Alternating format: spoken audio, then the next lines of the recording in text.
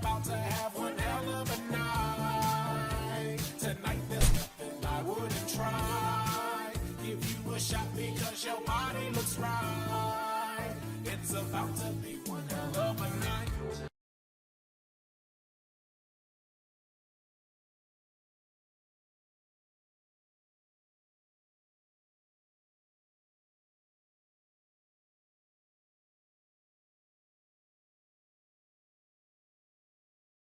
About to have one hell of a night. Tonight there's nothing I wouldn't try. Give you a shot because your body looks right. It's about to be one hell of a night.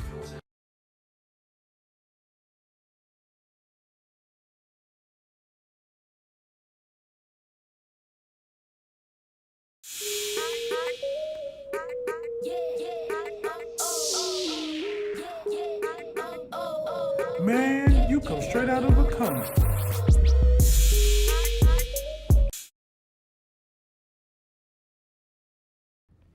Hello. First of all, let's get a sound check. Are we good? Are we good? Let us get the sound check going. Let me know in the comments. Can y'all hear me? Holla if you hear me.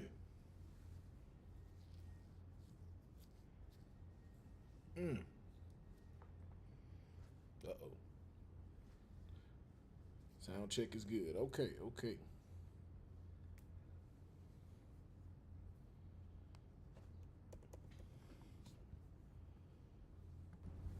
What about now? Cause it's turned all the way up. Yeah, it's turned like all the way up right now. I need to get my hair done too. My hair needs to get definitely done. Why is this camera not doing what I want it to do? There we go. Okay. All right. So, yes, good for me. Okay, there we go. I just got it. I had it doubled up. All right. Well, y'all know how this goes, how this is. We're gonna start the show. We got a lot to talk about today, from movies and television, mostly. So we're gonna do the show, go through it. Feel free to comment, jump in the comments, and if you are watching, we do like a Q&A afterward. So make sure you stick around because the Q&A is getting the Twitch channel set up. So definitely gonna want to hear your opinions and everything in regards to how we will be moving forward. So I'm gonna show the intro again, then we're gonna jump back in and do this thing.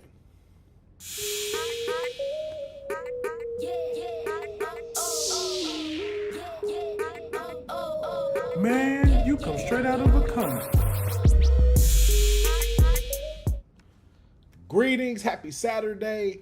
Welcome to another edition of Straight Out of a Comic Book. I am your host, Will Pharaoh. Thank you for all that are joining on the live right now from all 5 platforms, Twitter, YouTube, Twitch. If you are here, thank you very much for tuning in. We got a lot to talk about today. We got a whole bunch of stuff to talk about today. We got some video game news. We have some movie news, a lot of television news. Matter of fact, reverse those two. Television news, lots of movie review and news to talk about. That's the switch. So want to thank y'all for joining me today. If you are here on the live or if you are watching this, also the audio version that is available on Apple Podcasts, available on Spotify and Amazon as well. Make sure if you are watching this live, if you're watching this on YouTube, go and follow our Twitch channels. That is at Straight Out of a Comic Book and also at Will Pharaoh, Pharaoh. If you're on Twitch and haven't subscribed to the YouTube channels yet, subscribe to the YouTube channels, Straight Out of a Comic Book, and of course my channel as well, Will Pharaoh, again, Pharaoh, as well as all of our social platforms from Instagram, TikTok, and Facebook. Those are also Straight Out of a Comic Book, and Will Pharaoh, Pharaoh. The only different one is X. X is going to be SOACB. So just think of the acronym for Straight Out of a Comic Book, SOACB, and you will find us on X, as well as my page, Will Pharaoh, Pharaoh. Make sure that y'all are following, you are subscribing, so we can continue to grow this excellent and wonderful community. So I say we go ahead and jump into it right now, and jump into it with some video game news. So for those that may have not heard, well, you may have heard of the video game Cyberpunk. And if you have, Cyberpunk has definitely gone through a roller coaster of ups and downs, from pulling the game to financial restraints to having to add in new things. It has been quite a roller coaster, but in good fashion though, CD Projekt, the company that makes Cyberpunk 2077, has bounced back tremendously with the bugs and the issues that the game originally had. They have fixed it to give us the product that they wanted to deliver when it first released. And it has, as well as like the DLCs that were featuring Idris Elba, and so many more. Of course, Keanu Reeves featuring in the game, as well as Johnny Silverhand. But now they are looking to move forward with a sequel, a good old fashioned sequel. And not sure when it is going to be released, but they did say that that is the next project that is in line over there. One thing they did want us to know in regards to the sequel is that they are going to be pushing the envelope for some reason. So told by associate game director, and again, y'all know how I am with names, Powell Sasko. If it's not that, once again, apologies. He was the associate game director, and he said that the game's nature to not hand feeding players answers to prevailing in social issues for Cyberpunk 2077 wasn't far enough as far as social commentary went. And I believe he has a quote in this interview where Sasko said, "I see that we didn't push the envelope for enough in some spaces. For instance, like, let's say the homeless crisis. When I looked at it, I'm like, we weren't far enough in Cyberpunk 2077. We thought that there were dystopians, but we just touched the surface." So that's a very interesting statement for the associate game director to make, that they didn't push the envelope. And I will say, for something that was a pretty vast world that they gave us, I do agree that this is a very bland way of putting it, but very surface. As he's using, he was saying touching the surface. It was very surface. Like, it was a great setup of the world, but I think we didn't really get a chance to see like exactly what's happening within Cyberpunk, if that makes sense. Like, what are the political issues? What are the social issues? What are the economic issues that may be going? We knew that it was like, okay, you have your territories, you can either be this, you can either be that. We know that some things are going on in there, but there wasn't a outside story per se of how the cities themselves were tied in. It was more focused kind of on one company that is trying to, and focused on this particular character and how he is linked to these two now. It didn't really give us everything.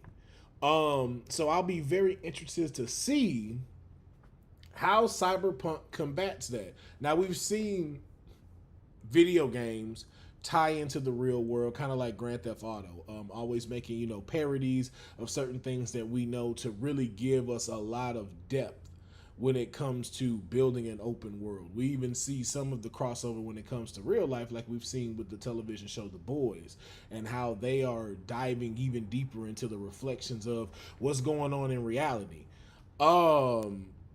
So I'll be curious to see what it is that they're gonna bring, but even more so to that fact, I just want a great game. I just want a great game. That's it. I just want to make sure that we have a great game. And I don't want to be like Navajo Gaming Girl getting lost on the highway and can't make it back. So I would even think so from not just the social sides or the social commentary of being put in there, but even for this sequel, I would like to be able to have better navigation. I will say that about the video game. I do like fighting styles, even got used to the POV style, first person style. Although I would love a third person version in the sequel. If we can get a third person where I can actually see the character I created, that would be wonderful rather than me creating this person. The only time I see him is when I'm in the mirror. I would love to get a third person view in the next Cyberpunk 2077 game. So we're going to see what happens with them. Once again, I think one of the greatest video game comebacks of all time is belongs to Cyberpunk 2077. So let's see what they do with the sequel and can they top their previous one. So now that we're done with video game news, want to hit y'all with a quick little commercial real quick just to tell y'all where to follow and subscribe, and then we're going to jump into some television news.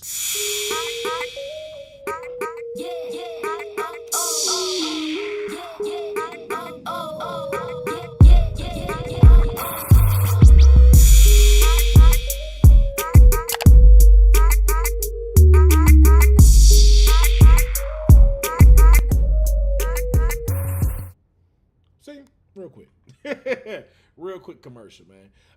So let's go ahead and jump into our first television story, and that is the Suicide Squad anime. The official title is Suicide Squad Isekai. Once again, y'all know how I am with words. If I said that wrong, my apologies.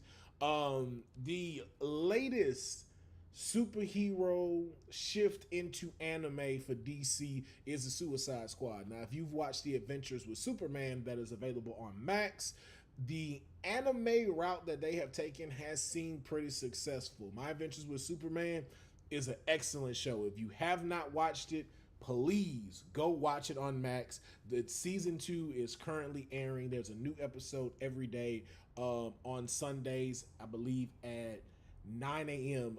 PST for us. It comes out at 6 a.m. EST, I believe it comes out. So be sure to go and check that out. But with the success of that and seeing how much success they've had when it comes to the anime, they've moved into it with the Suicide Squad. And the Suicide Squad is airing this anime on Hulu. I believe it's already out now. And one thing that is really captivating the audience, not just the show itself, but the ending of the show has been sweeping the internet, in a sense of something that we didn't know we needed. We now know we got, and that we needed so bad. And that is Amanda Waller busting it down. Amanda Waller busting it down at the end credits of the Suicide Squad. Never would you have thought you needed this. Never would I have thought to see Amanda Waller getting down. Now, there is a song that plays behind this. They're playing, I forget the artist's name, but it's the newest single where she says, "I've been a nasty girl." That one. I know her thing starts with a T. I just don't want to say the name wrong because I know it's not Tyler. I always forget her name, but it starts with a T. I know that. But seeing this at the end of the first episode has just become a major trending video across social media, especially on X. It just again, it's something we didn't know we needed. Seeing this emotionless calculating, hard, cold woman that Amanda Waller is, that runs the Suicide Squad. For those that don't know, she is in charge of Task Force X. Ruthless, no games, does not play, will blow a villain's head off immediately if they deflect. To see her in this light, though, I'm not gonna lie, it brings a little bit more humanity to her character, if I'm just being honest. And I don't think it takes away either. I actually think it kind of adds to Amanda Waller, because it kind of makes you go like, okay, there is something there too. And I think that because I believe that James Gunn is going to still be making an Amanda Waller series, and I believe it's still is starring Viola Davis. So seeing something like this, though, kind of gets us prepared to be able to see Amanda Waller in a new light than just being this cold, calculating figurehead for the Suicide Squad. I think it'll give her a little more depth and layers. And I don't even know if they were trying to really achieve that with this end, because you just know how anime gets. Like, animes, this is their art style. So you would even catch them having the end credit where Vegeta might be doing something like this. So to see this, though, I think it just gives us a little more of an insight to Amanda Waller. and I don't know if that's just me. So y'all also let me know in the comments if that's how y'all feel just kind of seeing this. It kind of gives you a little bit more depth to her, a little bit leaning towards, okay, Amanda, I see you out here. Go ahead and do your thing, girl. Go ahead and throw that ass in a circle if you want to. I ain't mad at you. But the Suicide Squad anime is available on Hulu. I recommend checking it out. It is, for the first episode that I did watch, it is a great show, especially with these villains and how these villains' personalities are.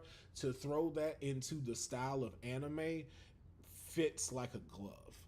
So be sure to check that out. And then also, too, let me know what y'all think when we jump on our lives and stuff, because I know, these discussions will come up again.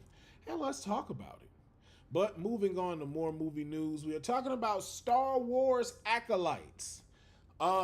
Potential spoilers if you have not watched the latest episode of Star Wars Acolytes. I will try to not give out too many details, but just, I know we are either halfway through the series, or I'm not, because I can't recall if they're doing 8 episodes or if they're doing 6 episodes.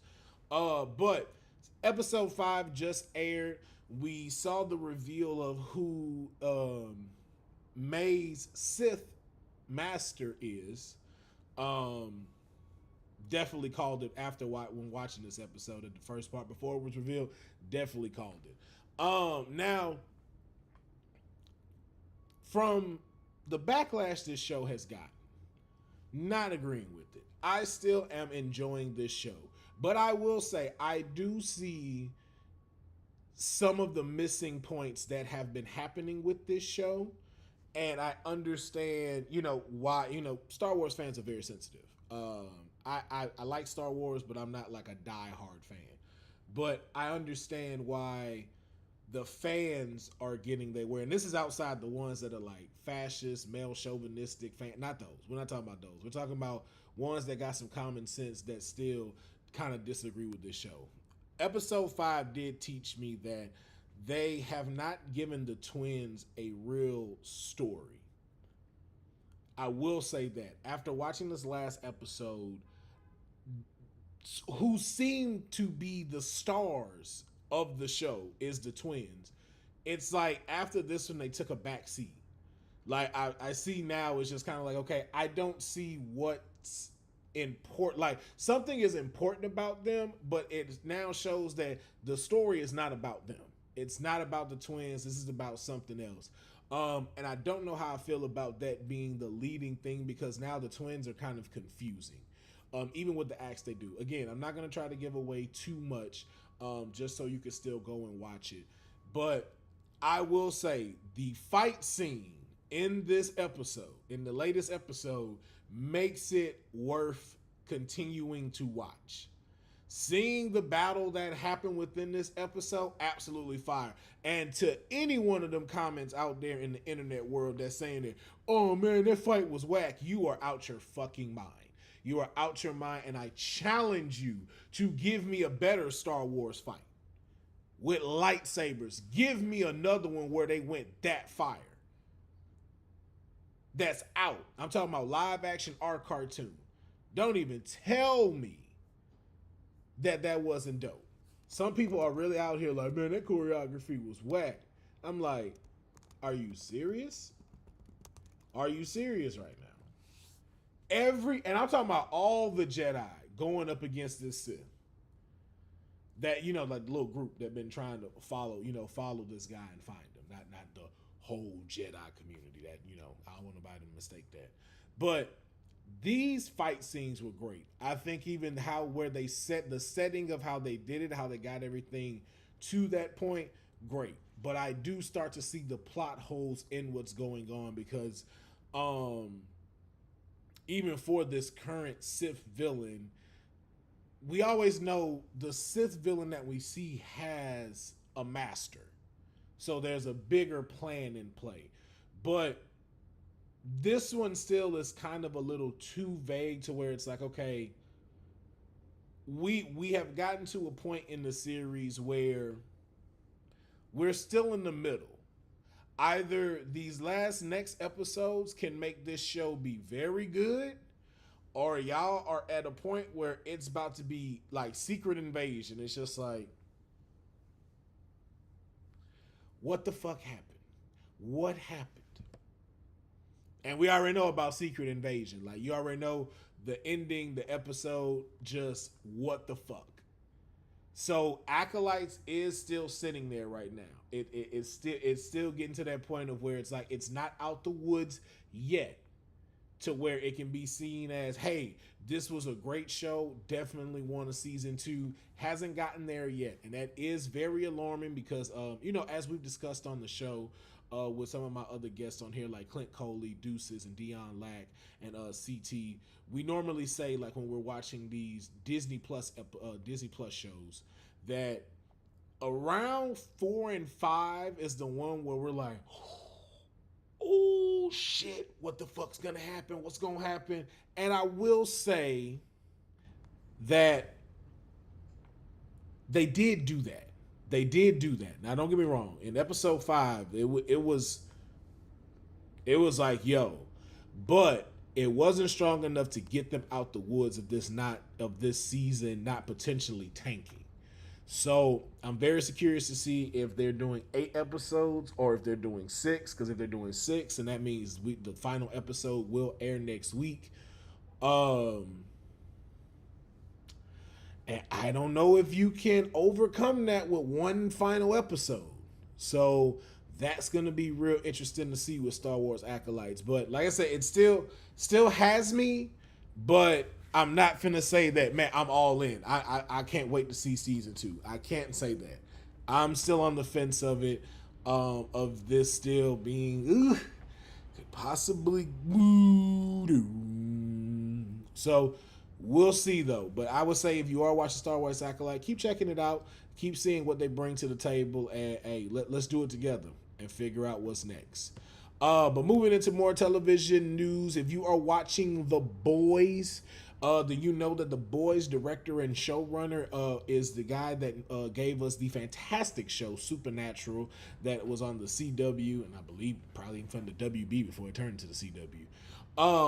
And in the same fashion as a Adam Sandler and a Judd Apatow, I commend him on continuously bringing back the people that he has worked with. From Soldier Boy, of course, that was Dean in Supernatural. The latest season, the guy that multiplied and was eating out his own ass. What's crazy is that he was God in Supernatural. That's a wild jump. That, like, I gotta say, he's probably the wildest jump that I've seen. And even to Gen V's, the former girlfriend that had the gloves and stuff that can tell you what to do and stuff, she was also in Supernatural. So it's very cool to see him bringing back his people, continue to work with his people. And we now know too that it's still no different as Jared, I keep forgetting his name, Jared Padalecki. I don't want to. Why would be calling one of them Polanski? I don't know why I'll be wanting to call him that. But Jared Padalecki has also been cast in The Boys. He will, and of course that is Sam from Supernatural. Yes. I know. I'm just saying, just giving you a reference to like their other characters from Supernatural that moved into The Boys. Even the president in The Boys used to be on Supernatural. They were Jeffrey Dean Morgan, Sam and Dean's dad. Jared Padalecki, though, has joined the cast of The Boys, and he will feature in season 5, and which will be the final season of The Boys. And no role, they haven't said what role he will be playing, who he is, but it has already been definite. And it's been official that he is on the cast. And I just think that's cool, though. I think that's cool of how they did it to go. You got a season 1, season 2, then season 3, you bring Dean in, let it cool a little bit, and then in season 5, you bring in Jared Padalecki. And King Mike Hall said, "Oh, season 5 is finna be lit." You are correct, because that is even what the showrunner said about this. It is going to be a crazy story that they have written for Jared for season 5. And so it is supposed to just add to what is going to be a wild ride of a final season for The Boys. And if you have been watching The Boys, you already know, unlike Star Wars Acolytes, this one consistently keeps getting good. This one consistently keeps doing stuff. We didn't see a lot of so much craziness, which is crazy, but like the end part, of course, was wild and crazy. But this one was more of a lot of peace. This was a lot more of like that aftermath, kind of that setup to get ready for these final 3, which I think the final 3 episodes are going to be insane. And it's going to leave us just like, there's no way, if season 5 don't come out next year, like I can't do 2 years. I'm already 5 episodes in. Cannot wait 2 years for The Boys. Like, The Boys better start filming now. I do not want to wait 2 to 3 years for the final season of The Boys, just based off of what season 5 was. Y'all better fucking hurry up and bring it. But I look forward to seeing our boy Sam in The Boys. Cannot wait to see what role they're going to give him. I'm just excited. I think that's one of the coolest news that I've gotten, especially when it comes to The Boys. So,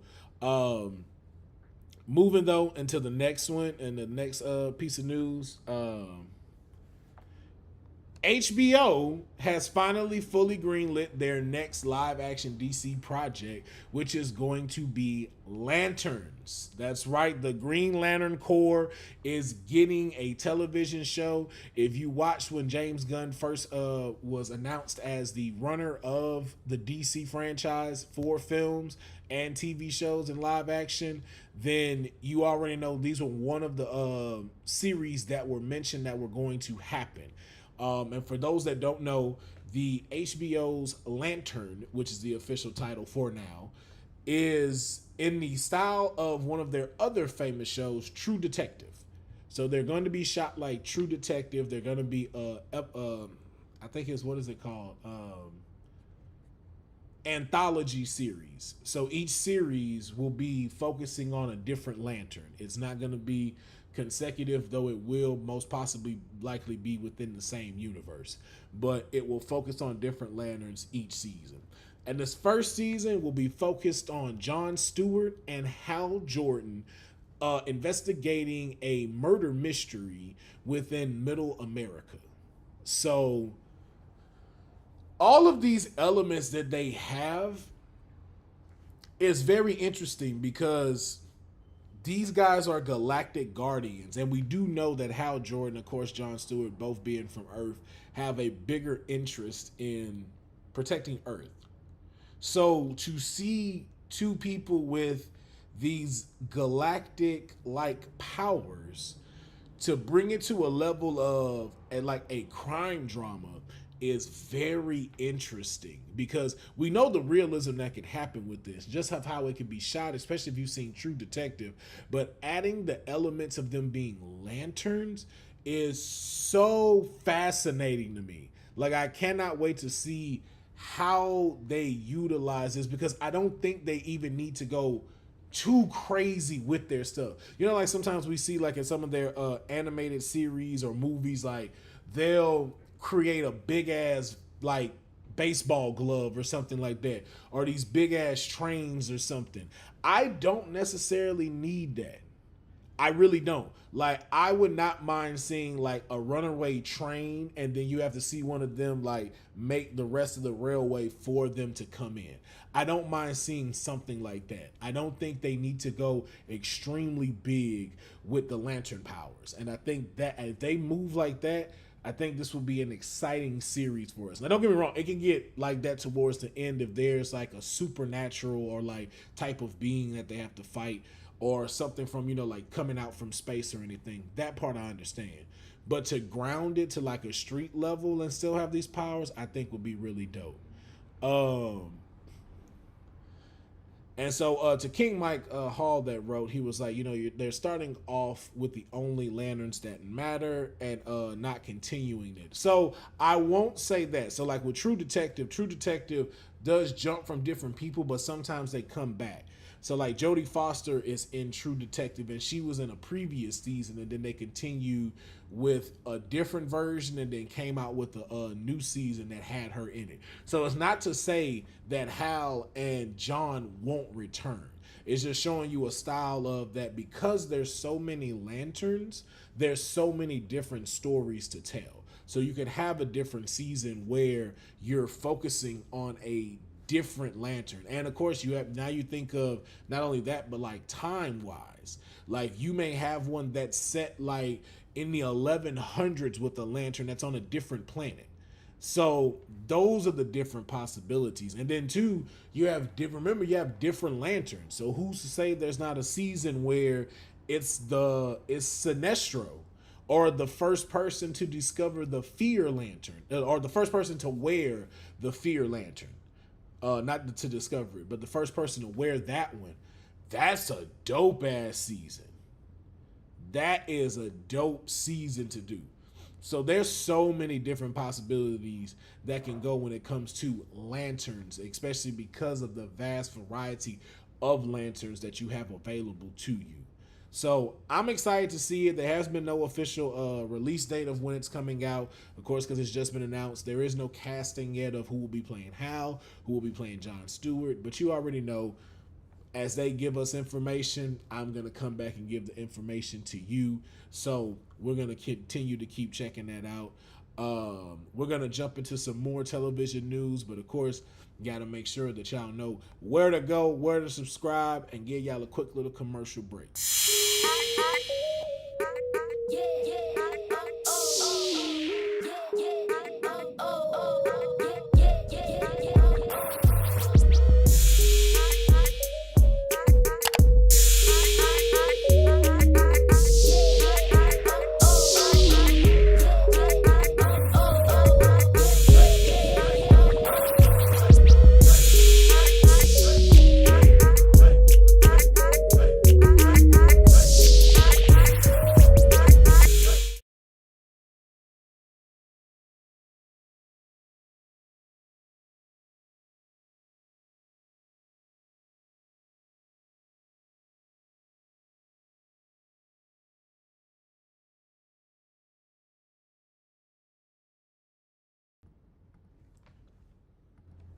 Thank y'all for letting me know that my mic was muted.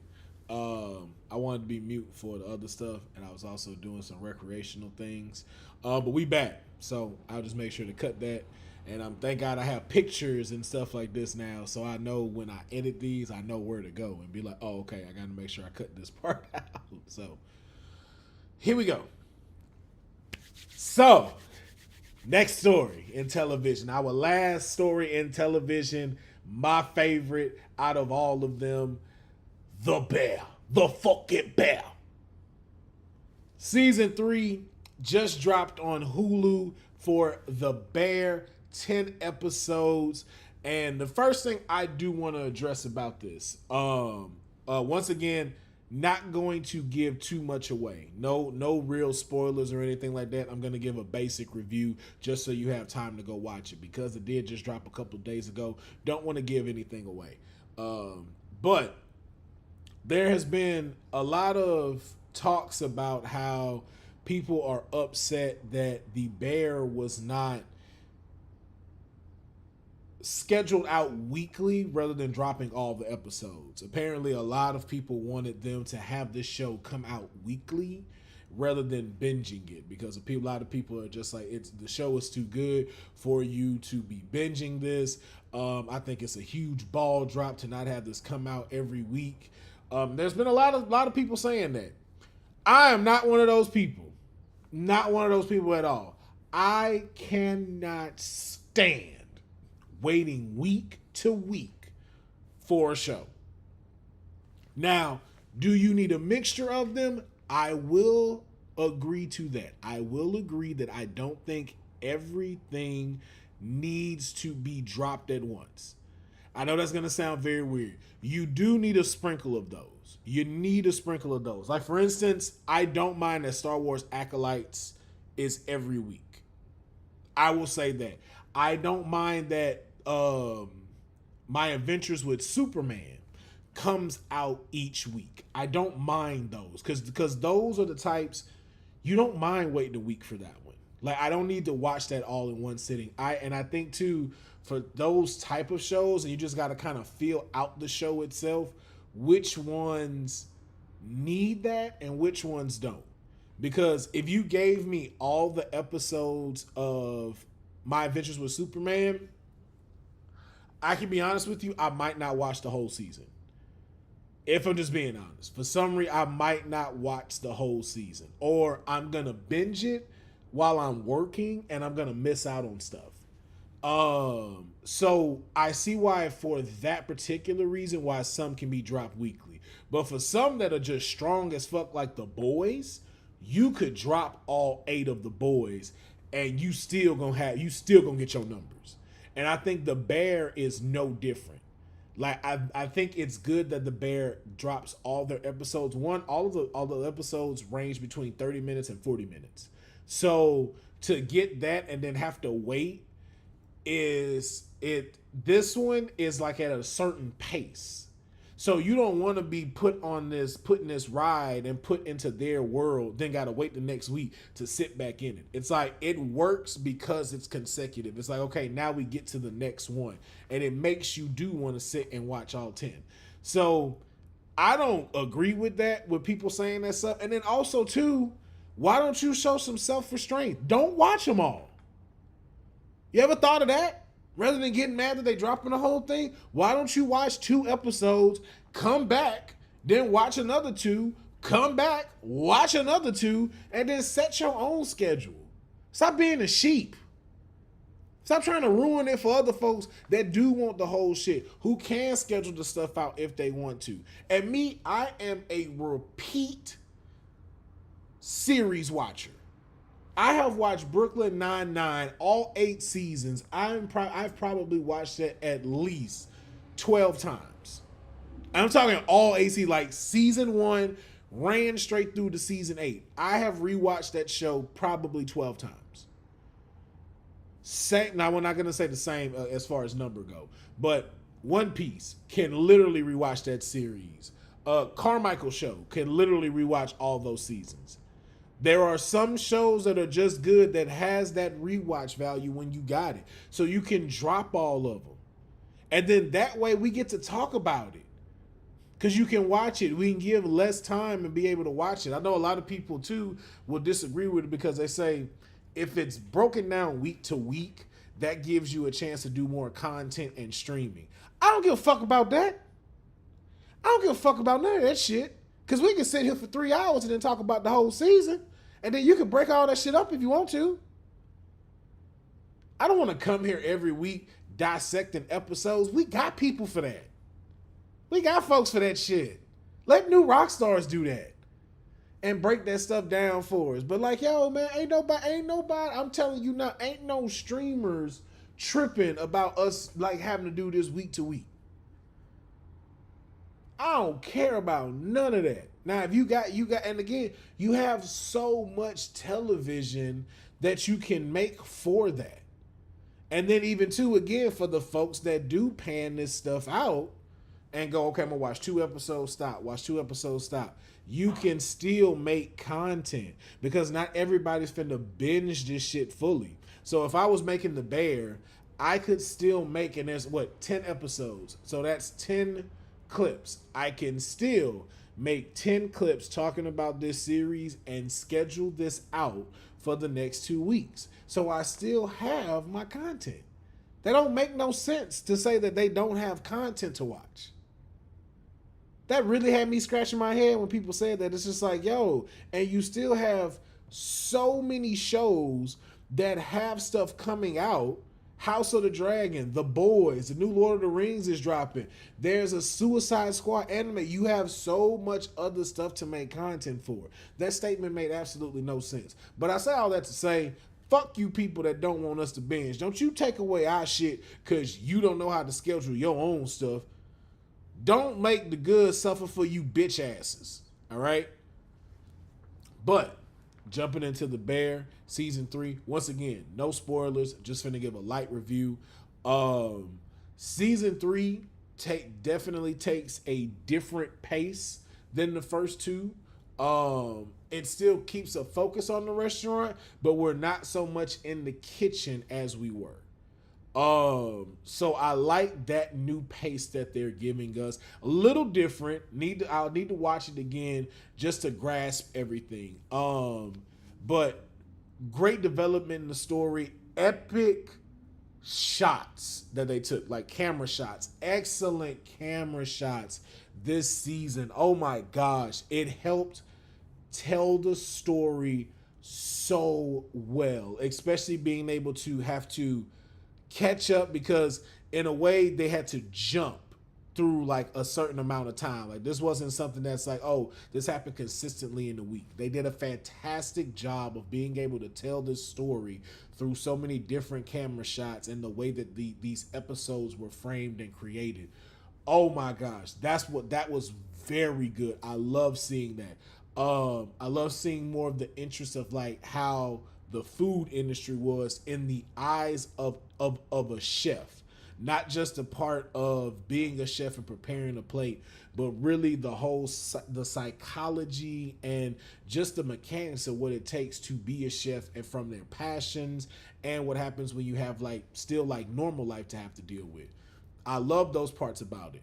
Now, the only takeaway that I'll say I had for this one was I would have liked to have seen more character developments in some of the characters that are in the show. They did do it for some, but I would have really loved to have seen some other ones and where they were going. But I get where the focus was and what the focus was for. I don't mind that part, but I would have loved to have just seen a little bit more development for some of them. But I get it because the ones that they did focus on hadn't really gotten that just yet. And so they did give that to us. And I will say this, definitely some surprise cameos in this season. Did not see coming, but I will say, again, no giving of spoilers, the Facts, F-A-K-S, the family, and the Brazado family, they need a show. Like a limited series show. I don't need them to have like a whole, like with seasons and stuff. I need a one-off 10 episode of either Meet the Brazados and the Facts, or however they want to title it. I need to see this family in a series. I need to see it. They are, the way that they wrote this family is so good. The dynamics that they have, from the trials and tribulations of having to deal with their mom, how their dad acts, not only that, but how all the siblings are to one another and how those two families integrate. Yo, I need a show. It could be 8 episodes. I'll take 8 episodes, but I need a show that centers on the family itself. It is so good. But The Bear season 3 did not disappoint. No doubt that a season 4 will happen. And I look forward to it. So hopefully, again, we're not waiting 2 to 3 years for a show to come out. I know how Hollywood has been. So, things are always changing. Stuff is slowing down. But hopefully, they be able to keep it going high, put this in high priority and give us the next season. So if you haven't seen The Bear, check it out, because it is a great example of a movie that does not require a TV show that does not require so much of a budget. This is shot basically in a few places, and you can focus on better talent, but how they tell a story with camera angles and cinematography is chef's kiss. No pun intended, but it is a chef's kiss. It is so good how they bring you into this. So check it out. If you haven't watched the first 2 seasons, the first season is 8 episodes, second season is 10 episodes, but they're 30 to 40 minutes. So you can catch up real easy. Like, if you don't have nothing to do tomorrow, kick back, watch The Bear, binge it a little bit. Don't be like these other people that's upset about it. And you'll see why I say it's okay for this to be a drop all episodes binge type show. So that's my thing for The Bear. We're going to move into some, I believe, movie news now. So going up in movie news, of course, we know people ain't going to the theater like that no more. Like before COVID, we wasn't even hitting the theater like that no more, because by the time you leave the movie theater, you done spent about $140 just to go watch a movie, and you're gonna be pissed if the movie wasn't good. Movie tickets are like $25, popcorn is $30, a soda is $15, nachos is fucking $18. Candy is like $8 to $12.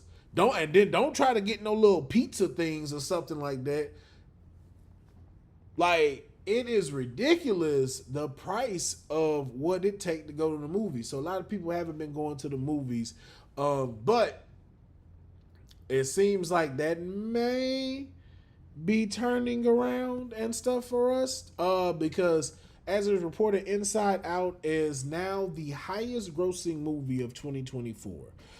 It has currently only been out, I believe, 2 weeks now, but has garnered over $724 million worldwide. It is slated to hit over $1 billion, and it surpassed Dune 2, which was its previous highest grossing film of 2024 with, I believe, $711 million.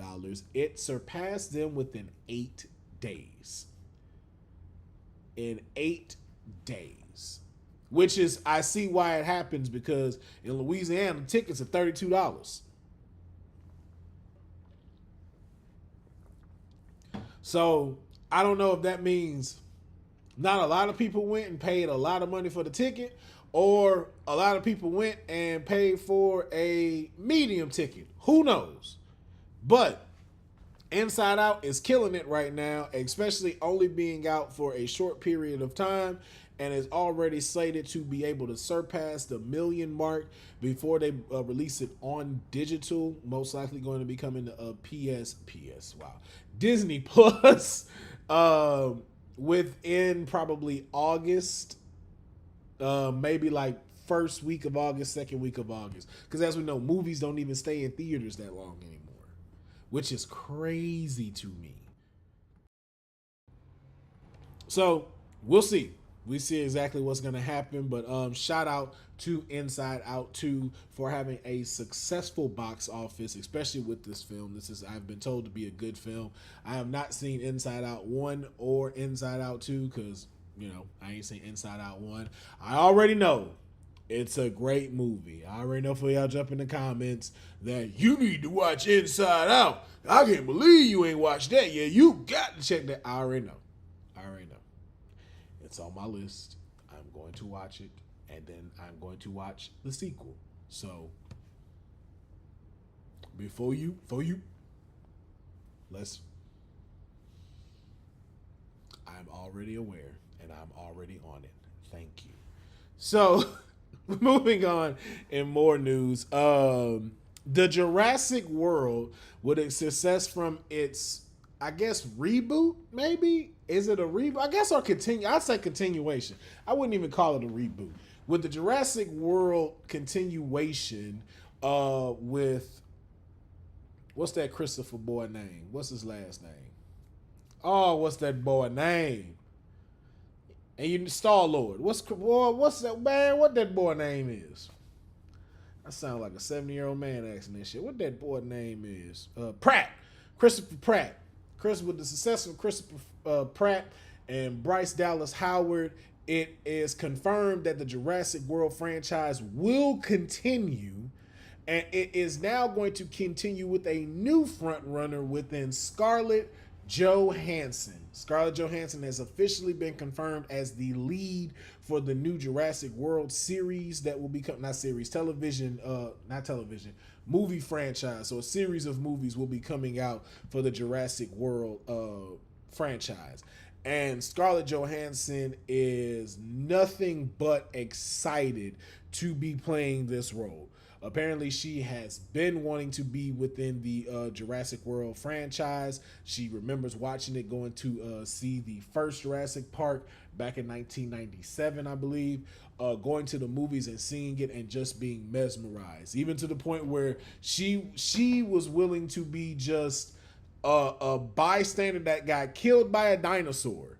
As long as she has just wanted to be a part of this franchise for the longest, and being patient has definitely paid off for her, now being the front runner for this next set of movies. And from what we're being told, not only by Scarlett Johansson, but by the director, that these are going to step up when it comes from the last Jurassic World and Jurassic Park franchise. These next set of films are going to be something that you have never seen before. So, I hear they gassing it up.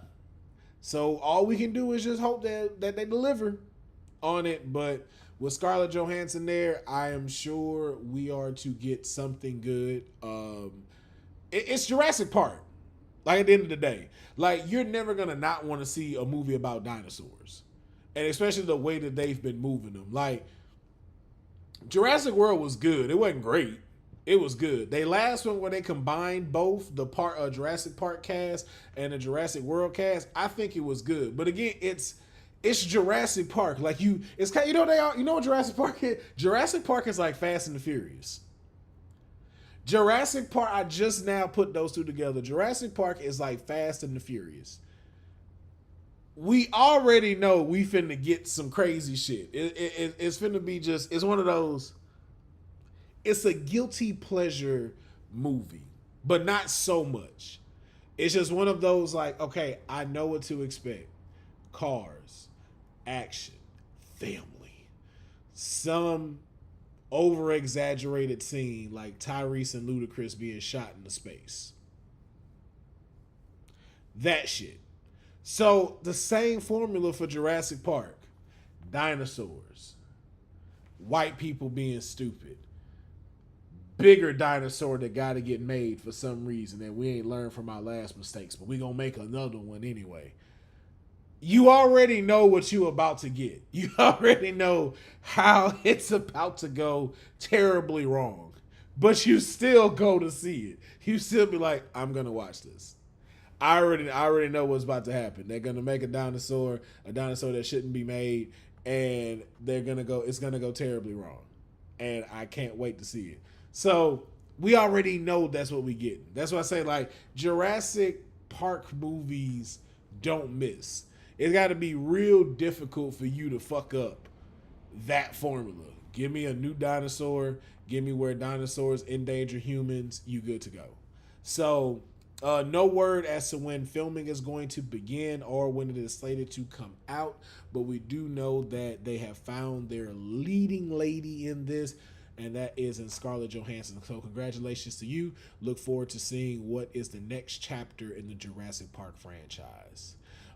Speaking of continuing a franchise, and I guess wanting to turn something into a trilogy, Channing Tatum has stated in a recent interview that he would love to come back to do a 23rd Jump Street. Not only did he say that, he also included that Jonah Hill is more than ready to also want to jump into a third installation of the 21 Jump Street movie franchise. And all I can say is I'm here for it. I'm here for it. They've already established the fact that they old. So, and they gave us like what the next sets of things could be. I think it's been long enough to where you can pull the trigger on doing a 23rd Jump Street just to give it a trilogy. I think giving it a trilogy would be really good, even to potentially passing the torch to another set of folks that would want to continue the 21 Jump Street franchise. This is one of those franchises, and I'm kind of like with Andrew Garfield. I wouldn't mind a trilogy. Give me a trilogy just to finish it out. You know what I'm saying? We already know the antics will be there. You got dozens of new writers within the Hollywood world to be able to come and make this a funny film. And to say that the two stars of the films want to come back, I think just bodes even more for whichever movie studio has this to pull the trigger. Give us a 23 Jump Street. Even bring a few more of the older cast back from the original series, you know? So I want to see it, if it gets made or not. I don't know if I go see it in theaters though. Just being honest. I don't know if I'm gonna go watch this in theaters. This for me 21 Jump Street is definitely a buy it on Amazon and rent it on Amazon and watch it there. I don't see myself going to spend $148 at the movie theater to go watch 23 Jump Street. But I will spend $5.99 to watch this. I'd spend $5.99 to watch this, or just wait till it's available on streaming. But it's still one of those, like, I check it out. If it came out, you would definitely get my streaming count. You would not get my box office count though. No, I can't do that. Cannot do that. So yeah, we'll see what's going to happen with that. On to some more animation news, though, in movies. We have gotten an update from the legendary Eddie Murphy that Shrek 5 will be released in 2025. And not only will we be getting a new Shrek film, we will be getting a Donkey spinoff as well. And Eddie Murphy will be returning to voice Donkey for the spinoff. Now, unlike 21 Jump Street, I am not excited for this. I'm just going to be honest. I think Shrek lost its mojo after Shrek 2. I'm just being honest. I think they lost it after Shrek 2. I think it became a thing where they were trying to do it. It's cool, but I feel like they lost their magic during this. I gotta say it. I see a comment also on our live. King Mike Hall said, pass the torch to DC Young Fly and Desi Banks. I'd be there for 21 Jump Street. I don't think they're big enough yet to be able to be the stars of that, but I would like to see them included in it so people can get accustomed to them that don't know them like that, like ourselves, because you got to think you still got a wide range of audience that got to get introduced to these two people. Us as our culture, we know them like that. But I think it would be dope for them to be included into 23rd Jump Street as one of the groups that they, Channing Tatum and Jonah Hill was working with. The girl that was talking about, they be out here finger popping each other's assholes. Do you remember that group? Her and Dakota Fanning. Not Dakota Fanning, Dakota, the chick from Madam Web. Before, she went and made horrible movie decisions. She was in there. I could see one of those pairings being DC Young Fly and Desi Banks. So I'll agree with you on that one, King Mike Hall. But I'm not looking forward to Shrek, man. Shrek lost his mojo a while back. And and I'm not sure who they kind of making this for, what season, what Shrek 5 is even about and stuff. Like, is he old and retired now, or his kids grown and stuff? Like, I'm not sure, but I'm not excited for it. I think Donkey could do something dope and have success, because we know Puss in Boots definitely stepped it up. That last Puss in Boots movie was good. I'm telling you. King Mike's Hall said, "Are you crazy? They're doing millions of views. DC on Netflix and Amazon. Desi on tour right now." Yes, give them another 2 years. Give them another 2 years. Then you can say that, because you got to think of millions of views is great. How many box office dollars has DC and Desi made? You got to think about it like that. This is going to be a high-end action film. You know how big this budget going to be to make 24 Jump Street? You got to give them just a little bit more time. I'm telling you, like, I know that they doing numbers right now, but I'm telling you, you got to give them a little bit more time. Just a little bit more. But that's why I say I agree with seeing them in there, but making them the front runners, they need a little bit more time in their careers. Let them get some more movies under their belts, especially Desi. Like you said, Desi just is on tour right now on Amazon, but we still ain't seen Desi act like that. So we got to see him act. We got to see him, can he carry a movie? But as far as Shrek goes, no. Donkey, yes. Definitely won't mind seeing Donkey getting a spinoff, because again, it's Eddie Murphy. So as long as Eddie Murphy's there being funny, you're gonna get it. You don't even need a real, like, huge plot story with that. So I look forward to the Donkey one. Shrek 5, okay. I'm looking forward to that one as much as I looked forward to Kung Fu Panda 4. At some point, these things just lose their juice. Like, it's just like you start doing too much with it, and it's just like, okay, it's just another movie. Like, Kung Fu Panda 3 was like decent, and then like it just doesn't have me excited for 4. Like, it wasn't one of those of just like how Toy Story 5 was. Toy Story is back-to-back rings. Back-to-back. They did not miss on any of them Toy Stories. Even Toy Story 4, vastly different, but Toy Story 4 did something.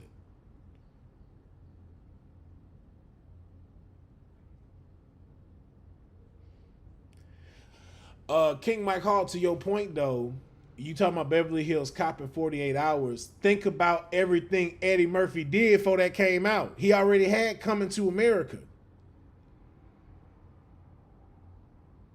Coming to America was already ready before them dropped. And then Trading Places had bigger stars in it to help him. You get what I'm saying? Like, he had bigger people in there helping him. And Saturday Night Live is a consistent show. You get what I'm saying? Like, that's what I said. That's why I said 2 years. 2 years is not a lot of time. 2 years they will be there. But I'm still saying you need some stuff under your belt if you want that to be successful. That's all I'm saying. And yes, you could be telling a young Eddie Murphy some shit like that. Everything comes down to timing. And I just don't want them to have that and it don't garner the success that it should. That's all I'm saying. That's all I'm saying. Oh, it came before Coming to America? Well, shit, there you go. But you already shown that he can act. And he showed diversity and range. So, again, we can agree to disagree. I'm just saying, like, $300 million and you tell me it's those two, I'm just speaking from a financials point. Like, I don't see them giving them $300 million budget to shoot. Not just yet. Not just yet. I need Desi Banks to have just a few more credits. Because it's really more on the Desi Banks thing, not the DC Young Fly part. The Desi Banks thing is really just more of what I'm on. Like, I fuck with Desi Banks. I think he is a funny comedian. But also, too, I do want to see him in something that showed me he got acting range. Like, Eddie Murphy showed us that with SNL. He showed us he can act. It wasn't just stand up. We knew he can act, so you could bet on that. With Desi, I need to see that. DC Young Fly, I have no doubt. I know DC can act. I know DC can be funny. But you talking about both of them. It has to have both of them where they at the top of their game. See, even the Easy's not point. Yeah, I can't take them seriously. Not yet to give them over $300 million for a film.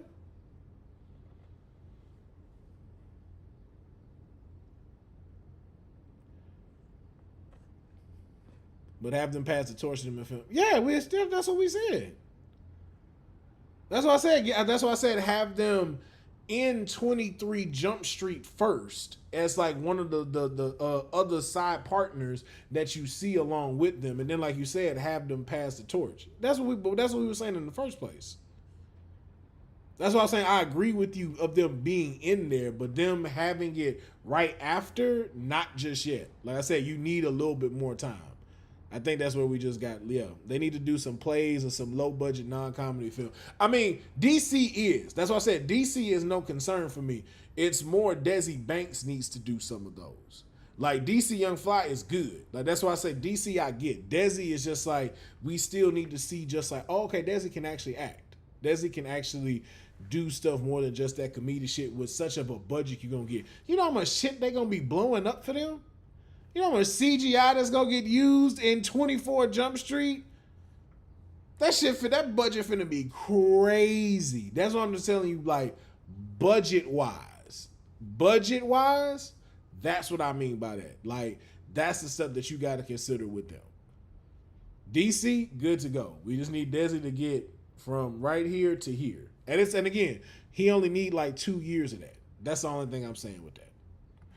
So, still within the movie news, we have just been getting more and more evidence about James Gunn's Superman that's coming out, and just showing that, hey, the accurate comic book suit is alive and well.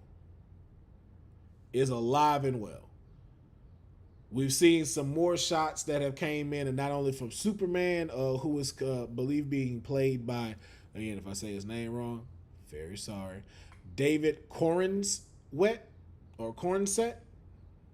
Once again, said that wrong, do apologize. But we've seen some more set photos of him, and then now who we know of that was already confirmed in casting, Mr. Terrific. We've seen some shots of now Mr. Terrific, and they, again, when we say comic book accuracy, have not disappointed. Mr. Terrific is being played by Eddie Gathinji. If you knew him, he was, I believe, in X-Men's First Class, and also The Harder They Fall on Netflix, the Western with Jonathan Majors, Idris Elba, and Regina King. Great actor. I think he's, no pun intended, a terrific choice to play Mr. Terrific. But I am just loving the accuracy that they are now going to with the comics.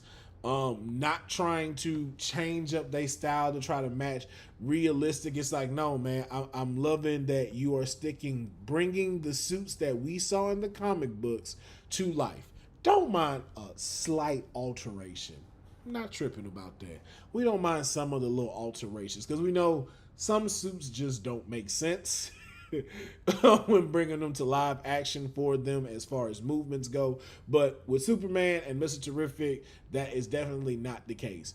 They have gone so comic book accurate.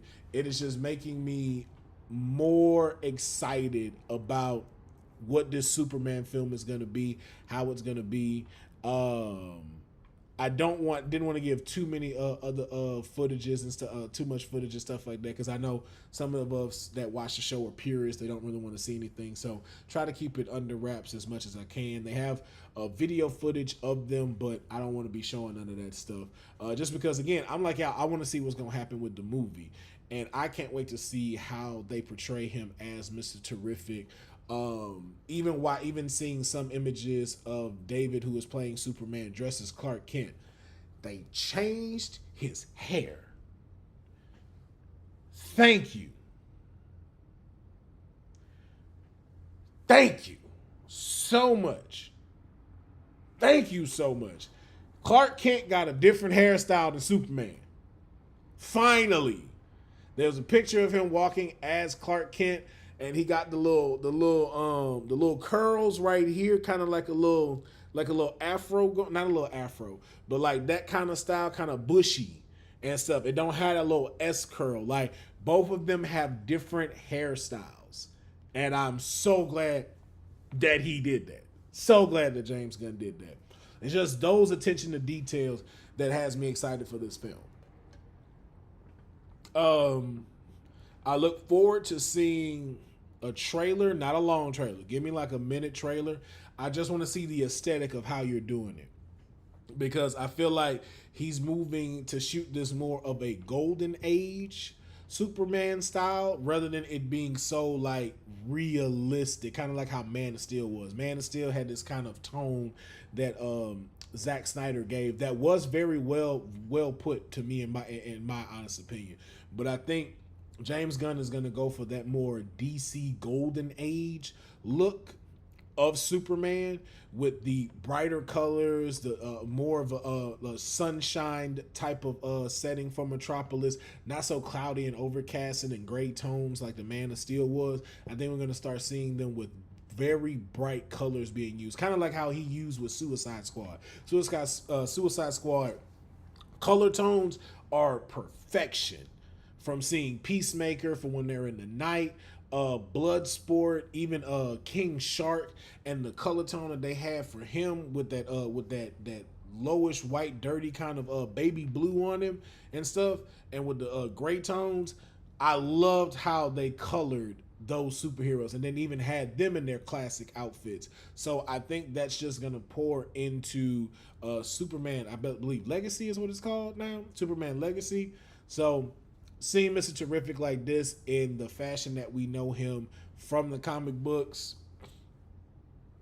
seems like the new DCU is getting off to a great start, and Marvel is going to need to keep an eye on them, because I cannot wait till we get into the battle of DC and Marvel box office. Oh, that's going to make for so many great episodes. I cannot wait for us to be able to discuss those here on Straight Out of a Comic Book. And moving on to something that doesn't seem to be getting the ball rolling correctly and the train moving right. If you are not familiar with the woman that you see here, she is actress Mia Goth. Mia Goth is known for being in the horror films Pearl and X, and then her latest one that's going to drop, Maxine, is a part of the Blade reboot cast. And she has stated that the reason why the team is behind is because they really care about the story that is being portrayed and they want to make a great movie. Now, if some of you did not know, Mia Goth, it was originally slated to play Lilith, which, if you've seen my previous episodes, I said that was the villain that they should have focused on, and now it was confirmed that Lilith was a direction that they were supposedly going to be going in, and that she wanted to obtain the blood of Blade's daughter. But that script has went through rewrite, so we're not necessarily sure if that's what's going to happen now. But she has stated that the movie is still in full swing and that they're just trying to make sure that they get the story right and as best as they possibly can. And all I can say is just cancel this shit. Just cancel the damn movie, man. Just cancel the movie. Just cancel the movie, okay? The fact that Mahershala has not said anything lets me know, like, yo, this is not looking good. Let this go. Let this project go. The fact that your star says nothing is just wild. And I think one of our lives, Easy Not, stated that let the video game help for the future marketing. Exactly. We've stated this before on this show. I think they should treat Blade like they treated Hawkeye. feed us through other series with him in it. So then that way it leads to something different. Because I know they don't have a full story set for him. But what they should have him set to do is try to get to Midnight Suns. That should be your other level. If you're doing Young Avengers, if you're going to Avengers Secret Wars, your other one should also include Midnight Suns. Because you need that street level supernatural type of feel. And you've already had a majority of the people that's in there. And we already talked about that. But you need to cancel that shit. For real. Like at this point now, cancel Blade, restart it, go back to the drawing board and see how to include him properly within the current MCU that you have now, rather than sitting here trying to say we're still trying. They want to make a great movie. They really care about the script.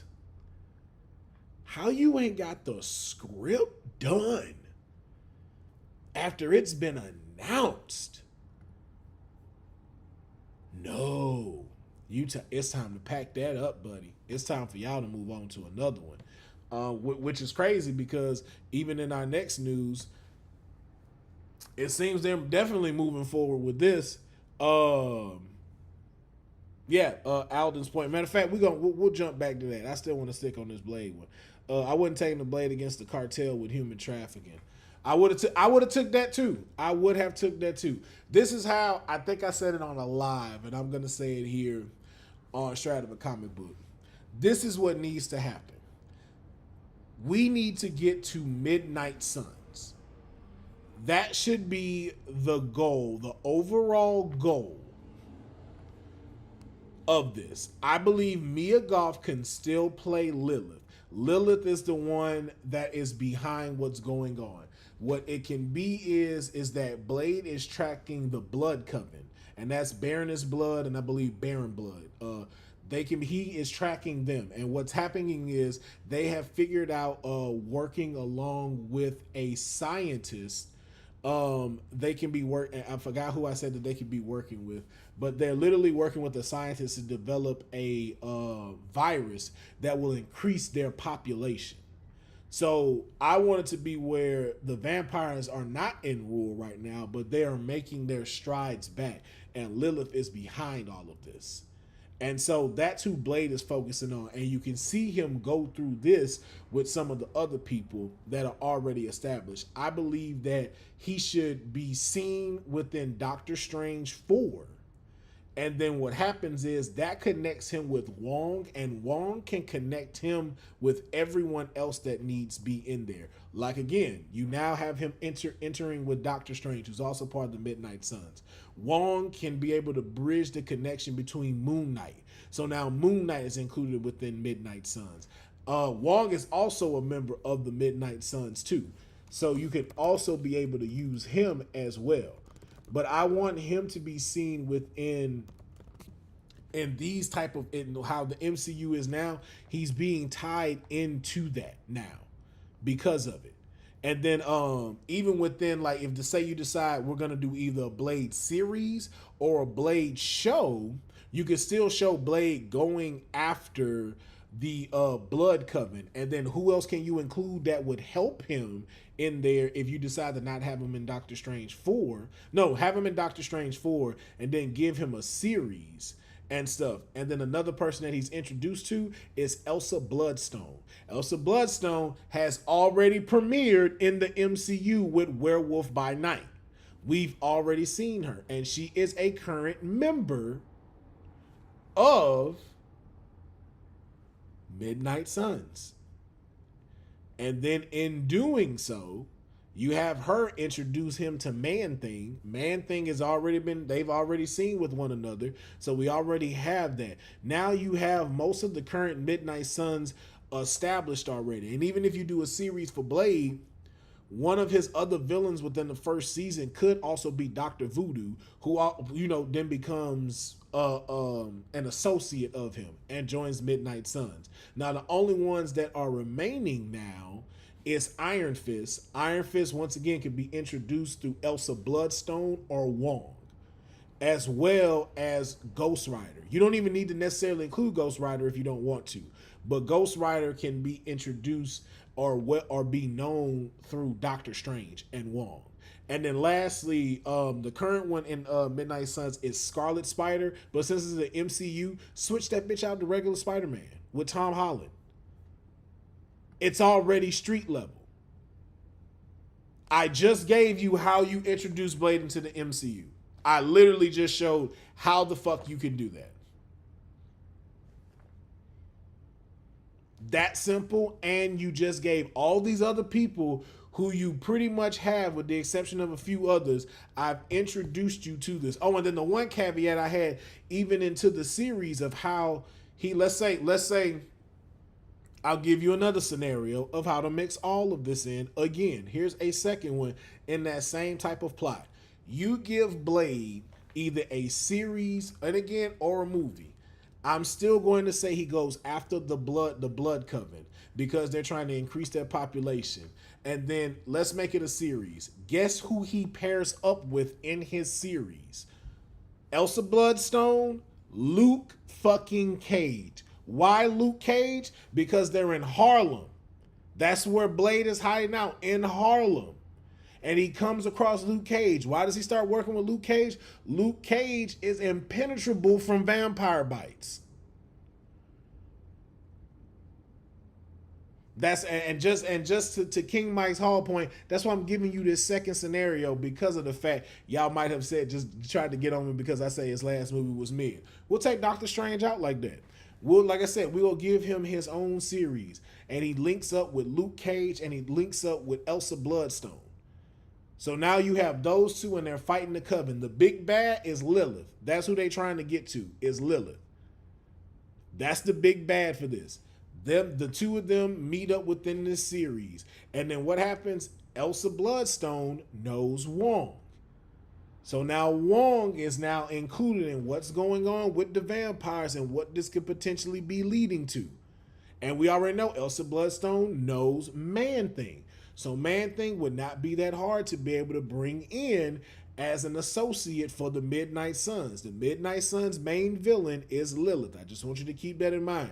But you now have Wong introduced by Elsa Bloodstone, which now ties in Doctor Strange. So you don't necessarily have to have Blade be seen in the movie, but it could be an end credit that shows we're leading to not only Secret Wars, but Midnight Suns. And that's, again, Midnight Suns could come out before Secret Wars or after Secret Wars. It doesn't matter where it sits. Wong is already associated with She-Hulk, who can also link him to Spider-Man and Moon Knight, because Wong knows these people. So those are the two transplants that we can bring in. Luke Cage knows Iron Fist, so that's not hard. And then the only thing you have left is Ghost Rider. Ghost Rider gets his own film that can be tied in any way we see fit. But I've already now given you how you can do Blade to be seen in either a TV show or to be seen within a film. Not this story that y'all keep trying to put together. Big Beck 7 even gave it something. Or Luke Cage and Wolverine have been captured to be feeding banks for vampires. Or also, too, you stealing other people that got powers to try to figure out how to give powers to vampires. And guess what? We already saw that with Secret Invasion. So it's not to say that you don't have a vampire that's already in a high suit that's trying to now do that for their population. It's already there. But I feel like they're trying to put so much weight on this Blade movie to introduce different type of things that's what they're bumping their heads into. But I literally just gave you two prime examples of how to introduce Blade into the MCU and how to give him a fair storyline where we get vampires, we don't get no bullshit, and we don't get anything that's dumb. And if y'all hadn't made Morbius already, Morbius could have been his first villain. But y'all already messed that up. So we have to pivot with that. And I think Lilith being the big bad for the Midnight Suns. And in this one, you could even potentially include Mephisto, because I know so many people want to see Mephisto. This, like, he could be, like, Lilith could be Loki, Thanos is, and more, damn, I just forgot his name. I'm about to call him Morbius. Y'all know I'm talking about the devil. The devil is Thanos. But I would still just stick with Lilith for the first one, so you don't shoot your load over. I think Lilith is a dope ass top villain for the Midnight Suns to go after. So that's just me. And then again, and then if too, Lilith could also get a piece of some of like Doctor Strange's stuff within the in the Sanctum. So many opportunities there, and I've given a reason. If they do that shit, y'all know where it came from. You know where it came from. So, dang, Eric Elliott, you missed it. We talked about Acolytes already. We already talked about Acolytes. But we're going to keep it moving forward. We have the Fantastic Four. I called it. I fucking said it. For those that didn't believe me, I said the shit, and it has been confirmed by Kevin Feige that the Fantastic Four is a period piece. It will take place within the 60s, and it is going to be in a different universe than Earth 616, the one that we have a focus on. I called that shit, and they doing it. And I already said how they get tied into the MCU. Either an incursion happens or these fuckers went through the quantum realm and ended up somewhere else. And that's where they had to fight Galactus. I'm not tripping about this being a period piece. Because for me, I feel like the 60s and the Fantastic Four make more sense. I don't know why. I don't know how to explain it properly, but I am gonna try. Fantastic Four seem. How's the best way to put this? I'm trying to figure out the best way to put this. Fantastic Four are basic superheroes, and I don't mean that in a bad way. They have basic powers. Potential to be dope ass powers, but they have basic powers nonetheless. Like, let's be honest. With every hero we know in the current, let's just stick with current MCU. A man who can stretch himself is not impressive to you. A man that looks like is made of all rocks is not impressive to you. Why? We have the Hulk. That's not that impressive. Oh, you set yourself on fire. That's not that impressive. Oh, you can go invisible. That's not that impressive. Like, these are people, like, if the Avengers were happening, who do you really see them calling Sue Storm? Or the Human Torch? They're basic, efficient powers. But, rewind that bitch to the 60s. For someone in the 60s, this is some epic ass shit to see. Because you don't see heroes like that. So if they're public in the 60s, yo, that's a lot. And then two, what's gonna be funny is if they're going to take that line from Doctor Strange and the Multiverse of Madness, wasn't that a group that charted in the 60s? I'm very curious to see if that's what's going to happen, because I feel like they will be like known to the public. So in the 60s, their powers look fucking amazing.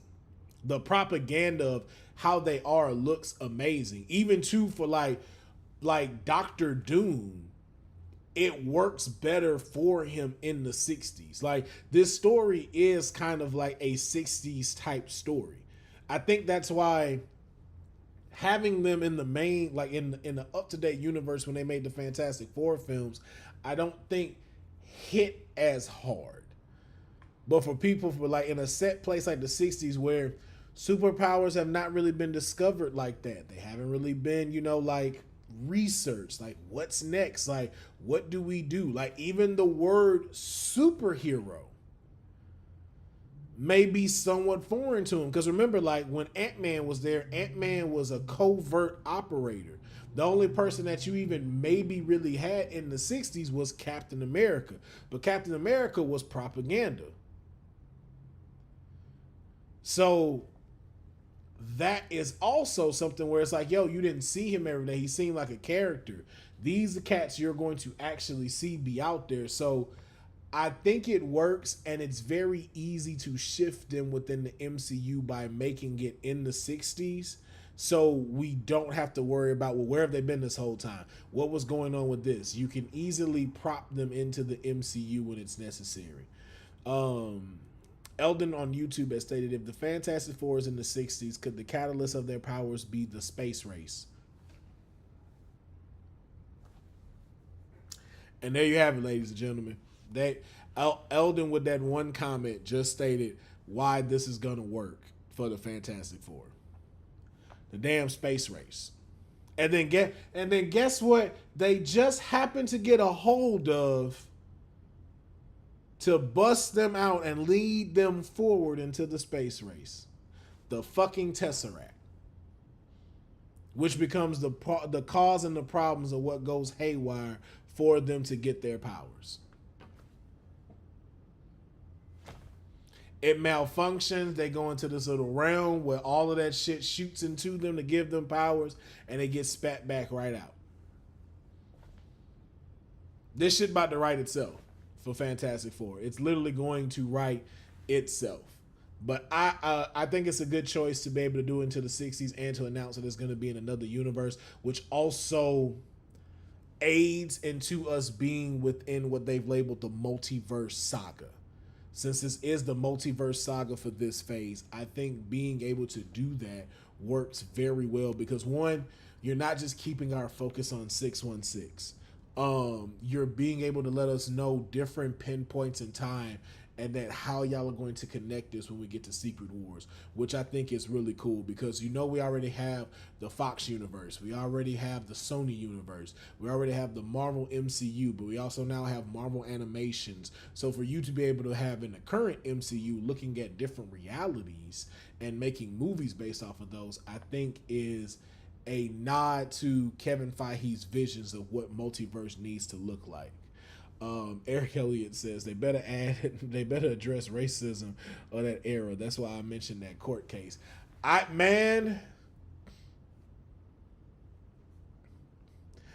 gonna be very interesting because Eric Elliott also brought up the Virginia versus Loving effect, the Reed relationship. Now you see, here's the thing though, we don't know if Reed is being considered Hispanic. They might treat this like how they did Jessica Alba with Sue Storm and made her white. It has not been confirmed that Pedro is Hispanic because remember he also played basically a white man in Wonder Woman 84. So we don't know if they're going to go full nationality with it or they're just going to portray Reed Richards as Reed Richards being played by Pedro Pascal and not actually Pedro Pascal's nationality included in Reed Richards' character. We don't know yet. Put Reggie Jackson in. Okay. But we are going to move the fuck on with this hopefully with this news, we get a little bit more news later in the summer as we found out that Marvel will be returning back to Comic-Con San Diego. They're going back to Hall H this year. Comic-Con San Diego, I believe now is going to be in October. I believe October 3rd through the 6th. And Marvel will be in the house. And we already know what happens when they are at Comic-Con. Man, they drop the hammer down on what is coming out. So hopefully we get a little bit more news on Fantastic Four. Hopefully we get a little bit more news on the Avengers and possibly what the F is going on with Blade. And maybe a little bit more information on Daredevil itself, the Punisher and the Thunderbolts. So much stuff that can potentially be talked about at this year's Comic-Con, and I'm sure that Kevin Feige is not going to disappoint with them returning to Hall H for San Diego Comic-Con. So I'm going to try to get tickets or try to get some passes, and I believe we're going to go up there. We're going to get some straight up comic stuff going. Not promising anything, but we're definitely going to make an effort to try and get out of there. So glad to see that Marvel is back at San Diego Comic-Con, and looking forward to seeing what they're going to bring to the table this year in Hall H. So also, in more movie news, what we thought was a joke actually isn't, and that Street Fighter is getting a live action film. And apparently it has been in the works like for a little while now, and it is actually going to happen. The Street Fighter movie has already gotten a release date. It is set to drop March 20th, 2026. Now we do know though that the two directors, Danny and Michael Filippo, are no longer part of the film, and it was due to scheduling conflicts. Nothing like Blade with like script writing, creative, or anything like that. It is simply just a conflict of scheduling that they won't be able to direct the film because of the slate that they have for the movie to drop. But it has been announced that a live action Street Fighter is dropping March 20th, 2026.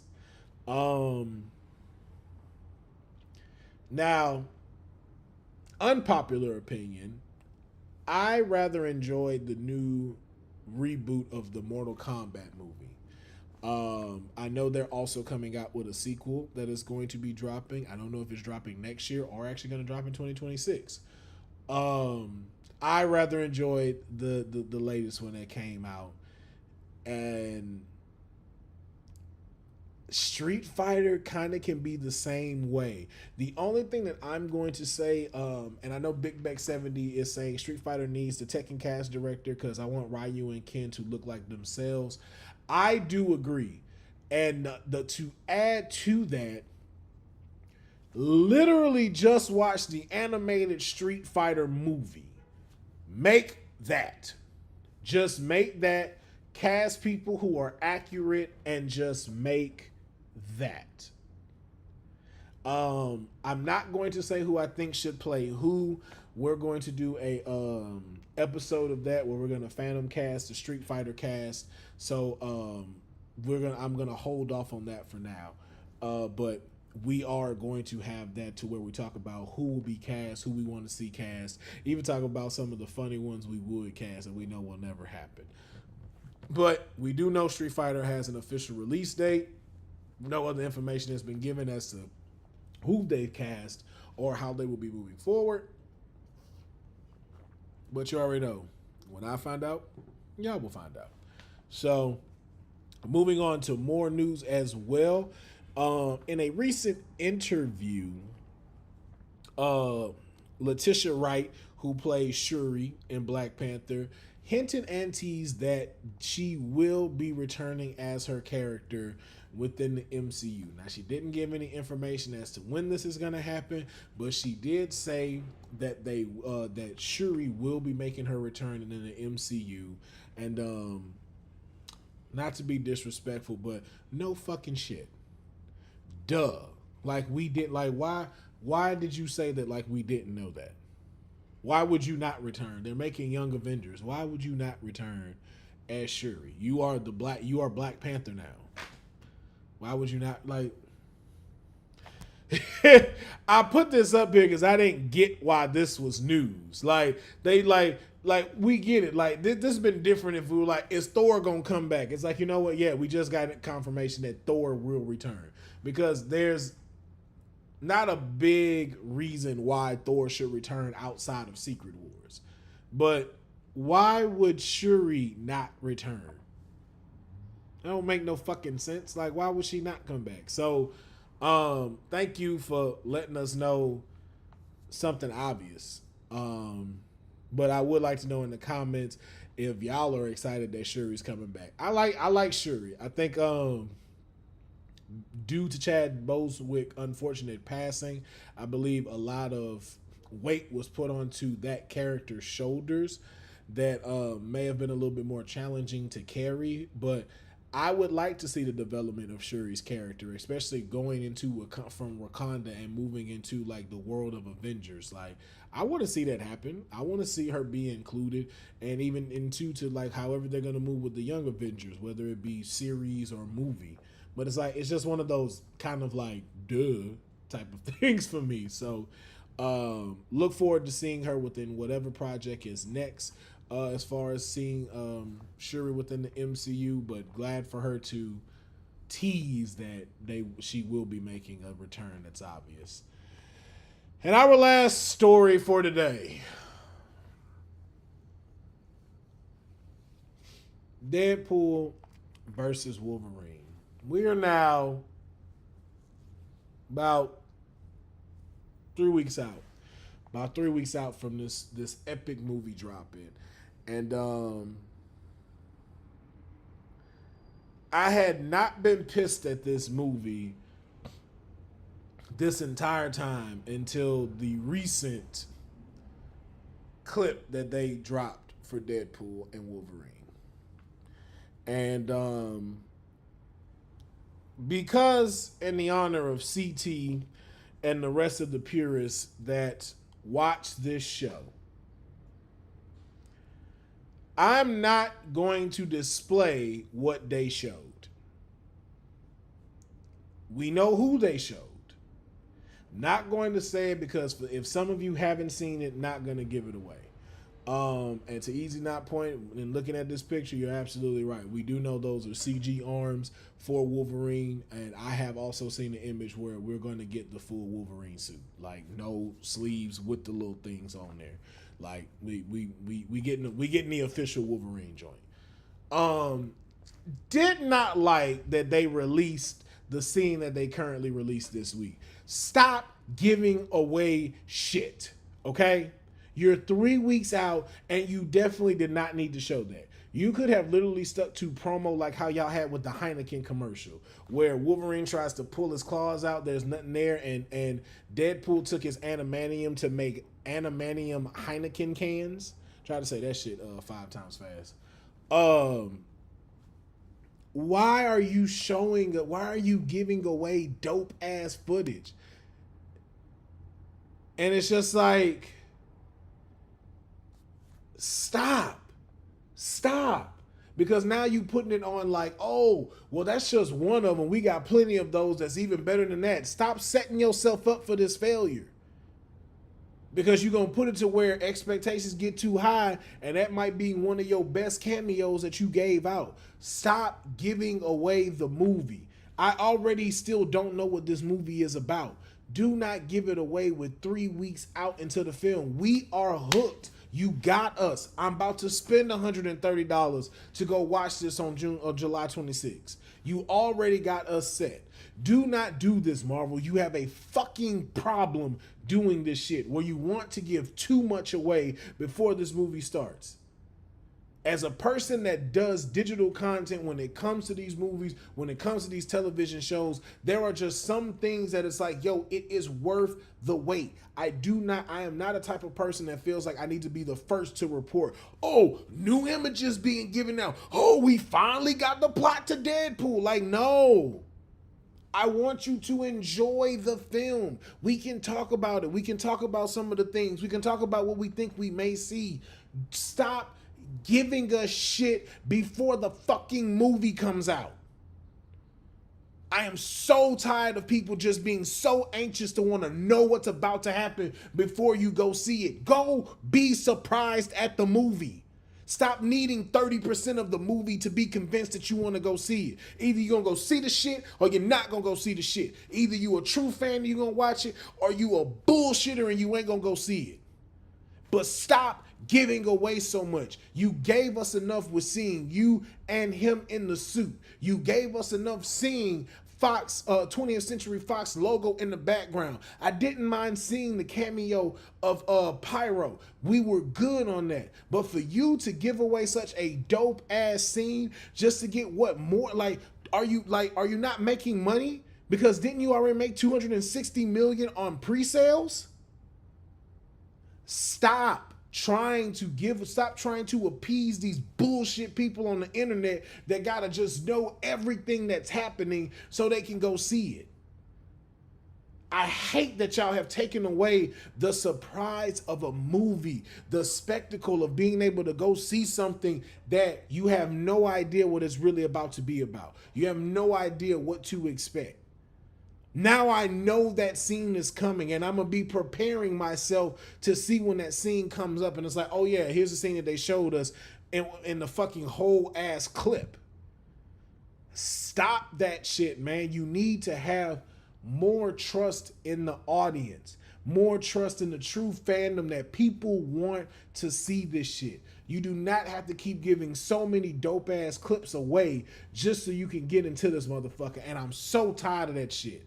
I am so tired of seeing people on IG who do digital content and stuff like us like this that just need to have this stuff.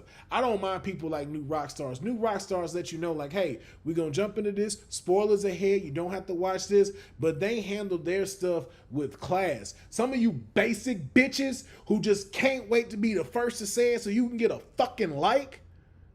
You can sharpen some pencils and fall on them bitches, man. I'm so sick of you motherfuckers doing this shit. Let people enjoy cinema. And don't hit me with that fucking punk ass shit of, oh, well, don't follow us. We don't have no control of that because you hit the Explore page and your shit just automatically pop up.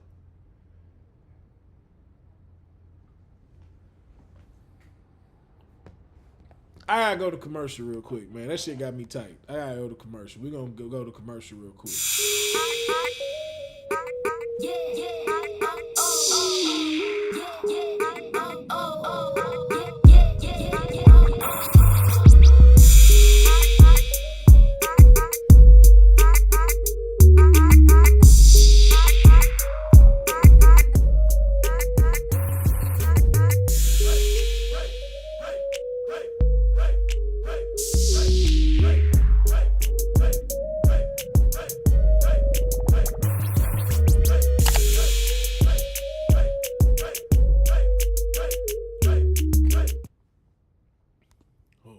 My apologies.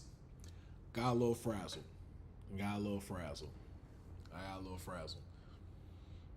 And I wasn't as loud as I could have been. I was being respectful because of where I'm at right now. But I don't like this shit, man. And that shit need to change, bro. I don't like that stuff. I don't like this constant need of needing to be first, of needing to want to get a like by being first.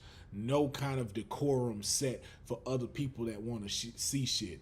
You got pages that are literally just dedicated to wanting to give shit away, to just tell stuff, like even giving away the entire plot of what the film is. Being told like, hey man, we just found this out. This person is cast. Here are all the pictures of showing like what's gonna happen. It's like,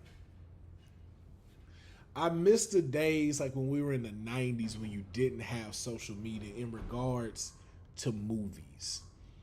All you got was a trailer. You got maybe some commercial spots to where you can go see stuff. That was it. If you wanted to go see the trailer again, you had to go to imdb.com. That's the International Movie Database. You had to go to places like that to go see the trailer.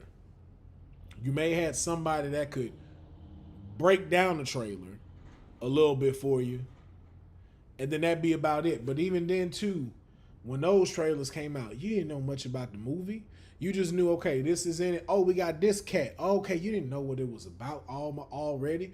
You was hooked, though. Then you got the interviews where you see like a few clips, nothing too dramatic, a good little 1 minute clip of a conversation that gets you hooked. Then Entertainment News will release some behind the sets photos or a photo shoot. Not too many, but just enough for us to get a clear image of, like, let's say for instance, Hugh Jackman in the Wolverine suit. And that was it. You didn't know too much of what was going on, but you were already hooked. You were ready to go. You were ready for Friday to come so you can go watch the movie. If you were allowed to, you can go see the 12 a.m. screening. Social media and the way the society is set up has taken the glamour of being surprised away. It has taken away so much stuff, man, just so you can get a fucking like, just so you can get an engagement. Like, yo, do you think I don't want my videos to be sitting at millions of views and being seen and people talking about my opinion? Yes. And I know a way that I can make that fucking happen by just giving shit away. But then what does that make me? What does that make this for you? Don't everybody want to know everything just yet. We want to know enough just so we can have a conversation about it. Just so we can continue being excited for it. Not for us to know the whole damn movie before in the trailer before we get to go see it. So we already practically know the movie and then just paid $130 to go to the movie theaters for a movie we damn near already know. Just because you don't want to go waste your money and be like, oh, this movie was dumb. I ain't know it was about to be dumb. That's what watching a movie is about. The mystery of, is this movie gonna hit or is this movie gonna miss? Is this movie gonna make me feel something? Is this movie gonna make me laugh? Is this movie gonna make me cry? Is this movie gonna make me piss the fuck off? And is there gonna be a villain that's gonna make me so fucking upset that they deserve an Oscar for the performance they gave because they made me feel something? Y'all take away 40% of that feeling just so you could be the first one on here to show some shit and snitch, which is what you basically doing, being some ratty ass movie snitches and ruining the experience. And then want to use the coward's excuse of, well, you don't have to follow me if you don't want to see this stuff. But then you got an algorithm that is focused on the person getting there first and giving out the headline. That's what we're shown now. We don't have the option to just not follow you anymore. Because as soon as I do that, but I'm liking something like, let's say for instance, my show, as you as the audience, now you're going to start getting suggestions. And it's going to be that same bullshit ass account that's giving away everything that is now being on your suggestion. And please believe, I'm not talking about one direct page either, just so we're clear. That's why I don't give a name or anything like that. It is not one particular page. This is just a general call for these pages. I am not particularly pointing to one particular page for this of what I'm saying. I just want to make sure that that's very clear. But it's like, yo, what happened to our fucking humanity for others? What happened to thinking about people and others before just coming out with stuff? Like, people don't even put the hey, spoiler alert. You got a few pages that'll do that. Like, say, hey, these are potential spoilers before you slide to the right. Just making sure you know, because we don't want to give nothing away. And I respect pages that do that. But you got some that just, bow, right there. And I'm like, man, bro, I didn't even get a chance to scroll up. And my eyes then caught the image and the fucking headline already. You don't give two shits about that. You don't give no common courtesy. You don't give no kind of disregard to people that maybe just don't want to see that just yet. No, you just worry about being first. And that's sad. That's some sad ass shit, man. That's some sad ass shit. And that's why we get results like how we got with what Deadpool released this week. And it wasn't necessary to release it. It was not necessary for you to give that to us. We were so hyped about what cameos that we're going to see. Trying to figure out what cameos we're going to see. Now y'all just giving them away? And we only 3 weeks out? Like, that trailer was not needed. We did not, to be honest with you, we did not need another Deadpool trailer. If I'm being 100% honest, that's how much if you are a fan of Marvel, you're already hooked.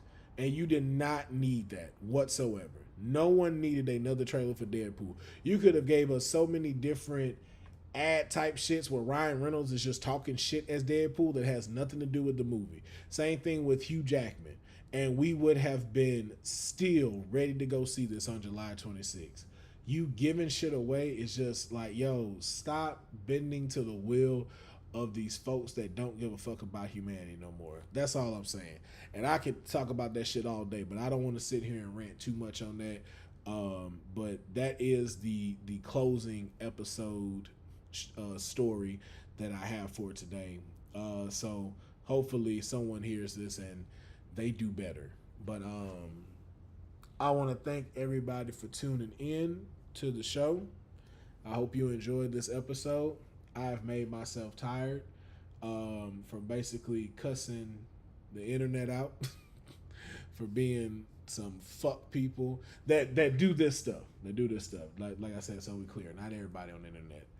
Just the ones that be trying to just take away the lure of everything. But do not go anywhere. We have a Q&A that happens every time after Straight Out of a Comic Book. So if you are live with us right now, stick around. We're going to jump on there. But for now, I'm going to go ahead and close this thing out real quick. And then we'll hop on to that and start doing the Q&A. We're going to be talking about the Twitch channel. So that's going to be it for another episode of Straight Out of a Comic Book. I have been your host, Will Pharaoh. Let me know in the comments below, what do you think about some of the highlighted stories from the Deadpool and Wolverine? Are they showing too much stuff? From are you going to check out The Bear? Are you excited for the DC Superman Legacy movie after seeing some of the new set photos that have came out?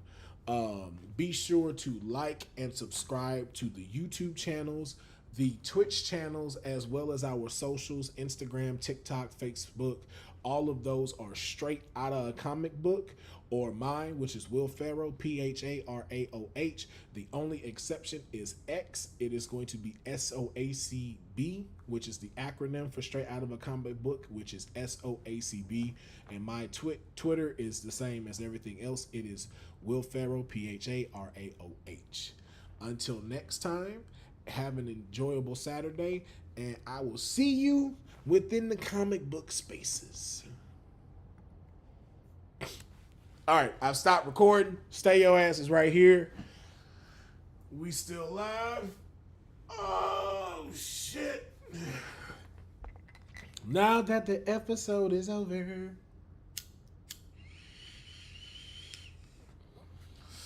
Ooh. I had to do weed on that one. That shit got me. Yo, man, listen. I know, that's why I try to explain it at the beginning. Granddaddy Perp. Let me go to my, what is it, this one? Oh, shit. Hold on. Let me move over. Let me get y'all here in the chat. Let me get the chat up. Let me get the chat going real quick so y'all can see everything. That way I'm not reading off just to read off. And I'm going to go to layout 2.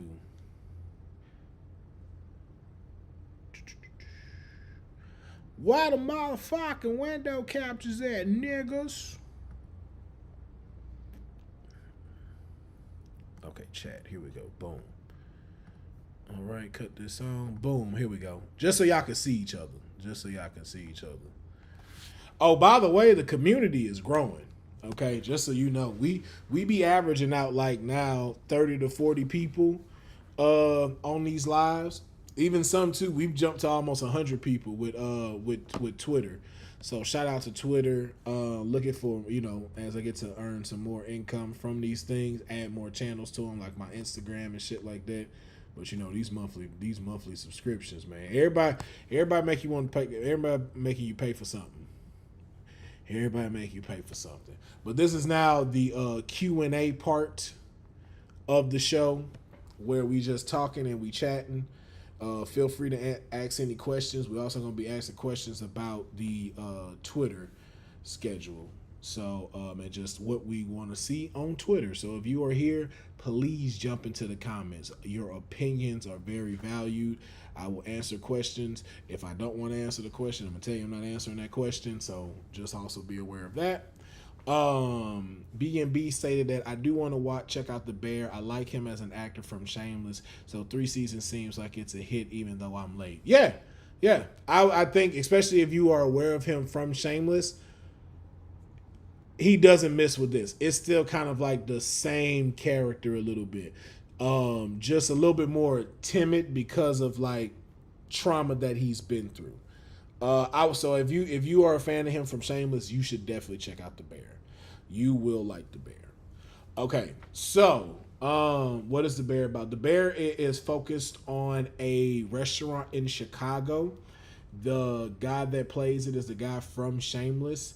He basically inherits the shop after his brother kills himself. The brother is played by the person that plays the Punisher too as well.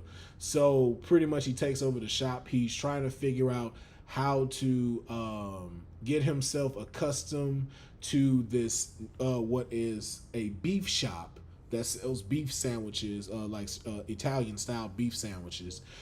After coming from like 5-star restaurants, like this guy is like a top fucking chef, but left all of that to come and take care of his brother's restaurant after he passes away. And so now it leads into him getting accustomed to the employees, what it is to move next, and how he's going to implement learning some of the greatest chef techniques, and how he's going to apply that to this to this restaurant, and just the trials and tribulations of having a like crazy ass family, like he's Italian, so a crazy ass type of family with a whole bunch of like memorable characters. It's wild they killed off Berthold though. No, it is wild, but he's still like, you see him in clips and stuff like that. Not just clips, like there's episodes where you see him in. So they bounce back in certain things where you'll see him. So even though he's not there presently, he still has a pretty pivotal role in it. So I would say if you haven't watched The Bear, check out The Bear, and the tone of it too, and the pace of it. The pace is very like this. So if you've ever worked in the kitchen before, you know how that pace goes. So that's how this thing moves. It's never really like slow. It's not a slow show. It is very like, okay, fast, picked up pace. I think if you enjoyed Shameless, if you enjoy the actor that played in Shameless, you will enjoy this show. So let's see. Granddaddy Perp asks, am I the only one who came late to the family reunion? I've been pre-game and I need a little time to myself. Plus, our reunion is at a middle school. No getting faded once I get there.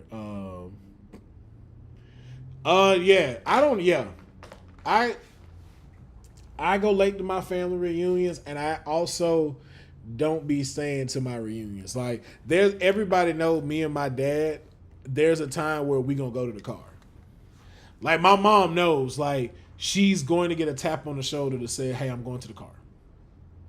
And she know just where to find us. And we going to be there for about a good hour because we need a reset. My family's fucking crazy.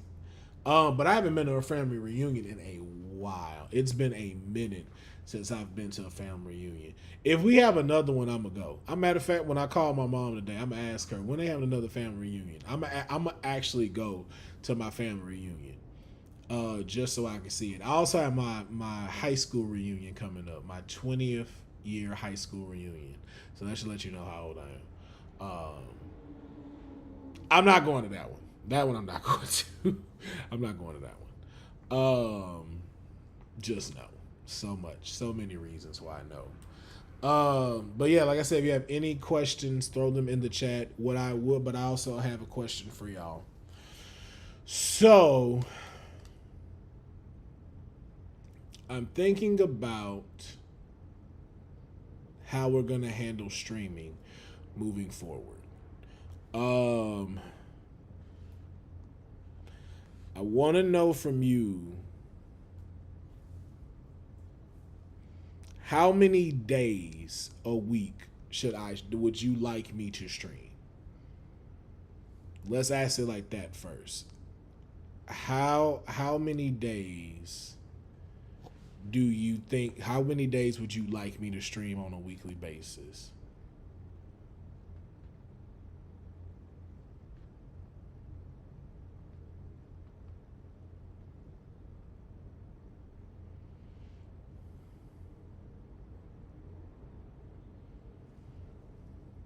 Stream the okay. I get that. So I'm trying to range it right now. I'm trying to range it.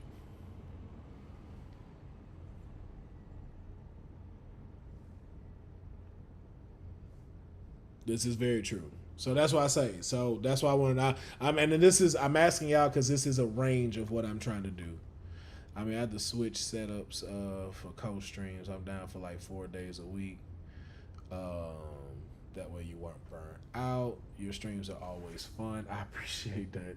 None of y'all are giving numbers though, except Granddaddy Bird.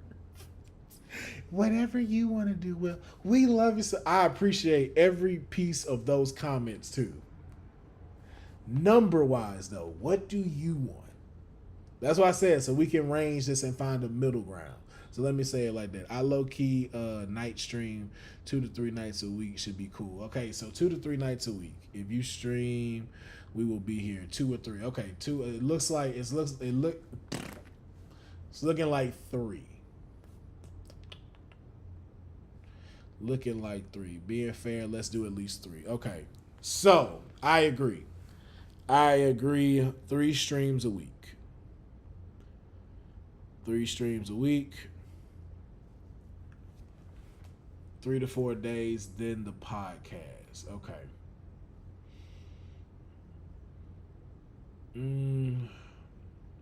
I like 3. I like starting off with 3. 3 feels comfortable.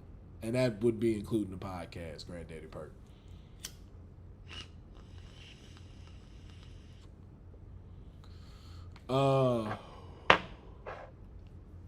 Let's see. Let's do 3 days. Now, with the exception of Saturday, because we're gonna keep straight up a comic book on Saturdays. Well, actually, let's talk about that together. Do you like oh, see, Big Beck 70 already jumped into it. Jumped into it. She already Big Beck, they had already jumped into the shit. We got the Monday Night Nitro fix, Wednesday Night Thunder, and for Variety and Pod on Saturday. Okay, well then, how are y'all feeling about that? Monday, Wednesday, and Saturday.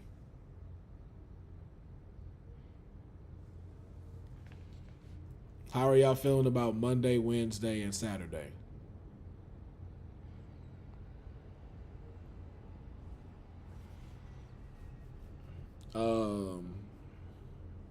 Yeah, y'all let me know how y'all feeling about Monday, Wednesday, and Saturday as streaming. I like the analogy too. Monday night we get the Monday Night Nitro, then we get the Wednesday Night Thunder, then we get the pod on Saturday.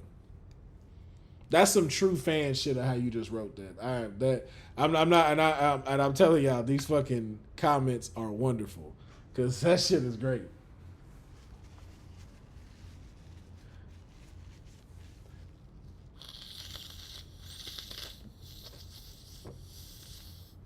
Oh, there we go. Okay, Monday, Wednesday, Saturday, not bad. I'm loving it, and it's not McD's. What? Did it clear that out? Okay, clear it out. Okay, so we got Monday, Wednesday, and Saturday, which is good because I'm not gonna lie, the best is when you go to sleep without charging your phone and it's still over 60 on the wake up. Yeah. I don't know where that came from randomly, but yeah, that is those are great times. Those are great times. Yes, those are great when you don't have to worry about your phone charging. It's still sitting at 60. Yeah, I concur. I was just mad random. As I read, I'm like, hey, he's not wrong. Those are great. Those are great times. Especially when you thought that you didn't and you look up and you like, ooh, look at God. My shit good. Okay, so Monday, Wednesday, and Fridays. Oh, it's not McDonald's. Oh, got you. It's not McDonald's. Okay. I'm sorry. I didn't catch it. It's like, yeah. I'm sorry. Yeah, that one got over my head a little. Okay, so we're doing Monday, Wednesday, Saturday. We know Saturday has 9 a.m. What time do y'all think works best? Are we how Big Beck said, are we still sticking with nighttime? Or do you prefer maybe afternoon, like noon or so? Or do you prefer the morning? I don't know. I can't do morning on those days because I had the gym. So it had to be either noon or the evening. Which one do y'all prefer more? Are y'all preferring more of the nighttime, or do you want something a little earlier?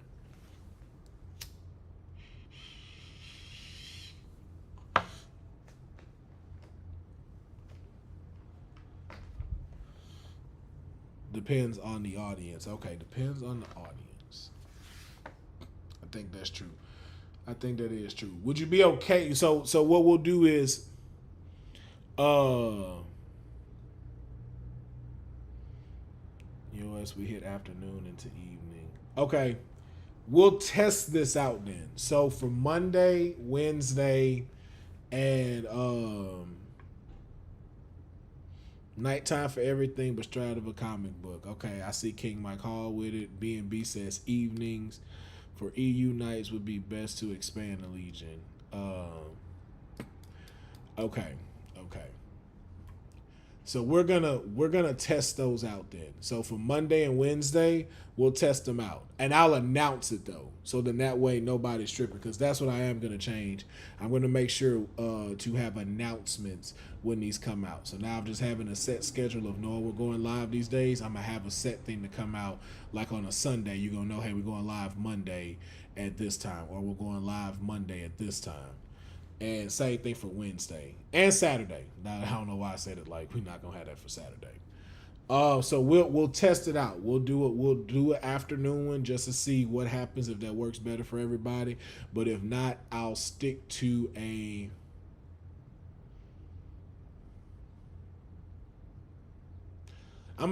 6 o'clock PST on Monday for the evening time. It will be 6 o'clock. So evening time will be 6 o'clock. That way it's 9 for the East Coast. And it's not too late. And then we'll try a noon slot just to see like how it feels. And if we have that good, if they both do solid numbers, we'll rotate out. Because we'll get into that next, of how we'll rotate that because of different things we're gonna have. But I know on Mondays and Wednesdays I do my WT stuff live for Women's Wrestling Talk, which I might just broadcast onto StreamYard, so y'all can just watch that as well. With little promo videos, Surreal should help with the algorithm in line with the new time frame. Yeah, no, exactly. I want to make those, and I'll start having those set and posted. Because now that we have like a set time, I can schedule those out. Because I can schedule out my schedule, and if like I have to cancel for some reason, I'll just post that on stories and stuff like that. But now that we got a set time, I can make advertisement for it. So we have our days. 3 days is great too. I think Monday, like you said, start off. Wednesday in the middle. Saturday, you got your feet kicked up a little bit. You can start your day with me, then go do your thing. So yeah, I like that. And I want to clock in at least 3 hours. So from 6 to 9 on Mondays, because then that works for me, just as being transparent. Like Monday, Wednesday, and Fridays, I work out at the gym, so I have to be there at 6 in the morning. But doing the Monday nights, I get to sleep in Tuesday. So like I can stay till 9 o'clock or even go further, because I know I ain't got to be up early. But like on Tuesday, I got to go to bed early to get up. So I think being able to do a lot of my stuff Monday, Wednesday, and then on that Saturday too, because again, I'm not working out, will be good. Because my Friday, I wouldn't necessarily have to stream, so I can set up Saturday. So I think that works. I think that's a good schedule to remain consistent and to keep doing stuff. Now, here comes the big daddy question. Because you have to have been a fan of the Legion. For a little bit. Now, we have straight out of a comic book. And we know straight out of a comic book, and the Q&A eats up Saturday. So we know that eats up Saturday for our 3 hours, for our 3 hour mark. We know that eats that up. So that's a good thing. My question would be is, has anyone checked on Miles? Man, no. Miles is fired. We don't check on fired people. Okay, when you're fired, you're fired. Unless Sly says he's back, then he's back. But as of right now, he is fired. Okay, you out of here, buddy. Falling asleep on us during shift. Nah, nah, nah. So my question is going to be on Mondays and Wednesdays, what do you want to see? What do we want to put out? So I remember, we still got the Tales of Shadaloo. I think how do y'all feel about the Tales of Shadaloo? Do y'all want to see Douglas St. Murphy? Do y'all want to see Douglas St. Murphy return? Let me know in the comments. Do y'all want some more Tales of Shadaloo?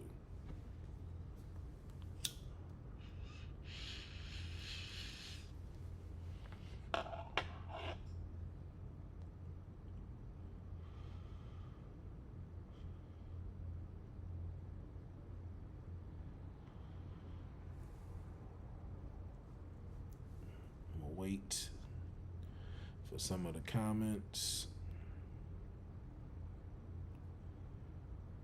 What was I looking for?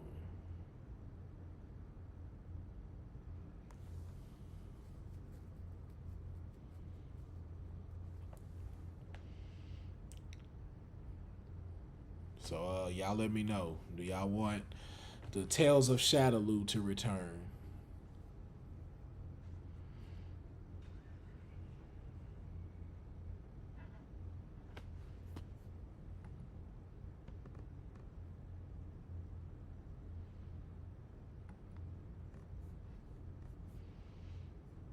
Right. Feel free to or I guess no answer is answered. But like, you see, we ain't wrote shit. Beat whatever game you make you happy, especially if I've started. All right, so we could do, of course, gameplay. You know what? I know how I can map this out. She said my bad. I'm at work. No, it's all good. I know how I can map this out because I at least want an hour and a half of two things. So, like, say for instance, like on Monday, we'll do and those announcements will always come on like the Twitch streams and stuff. B&B, that makes sense too, because you now just started coming in. No, I know I'm gonna do this. And how I'll set this up. So the way the stuff will work is we're gonna do hour and a half blocks each stream. So let's say for Monday we're gonna do two different things. So like we may do like my wrestling show that we're gonna bring back, and I'm gonna have another host with me. Her name is she goes by the name of Wrestling with Honey. So we would do like an hour and 30 minutes of that. We'd have something like the Tales of Shadaloo, and Tales of Shadaloo B&B is just basically, it's a character I have called Douglas St. Murphy.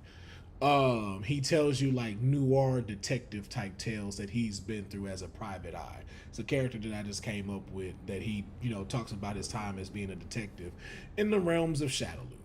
And it's just voiceover. You won't see me. You just see like images and visions and stuff. Visuals.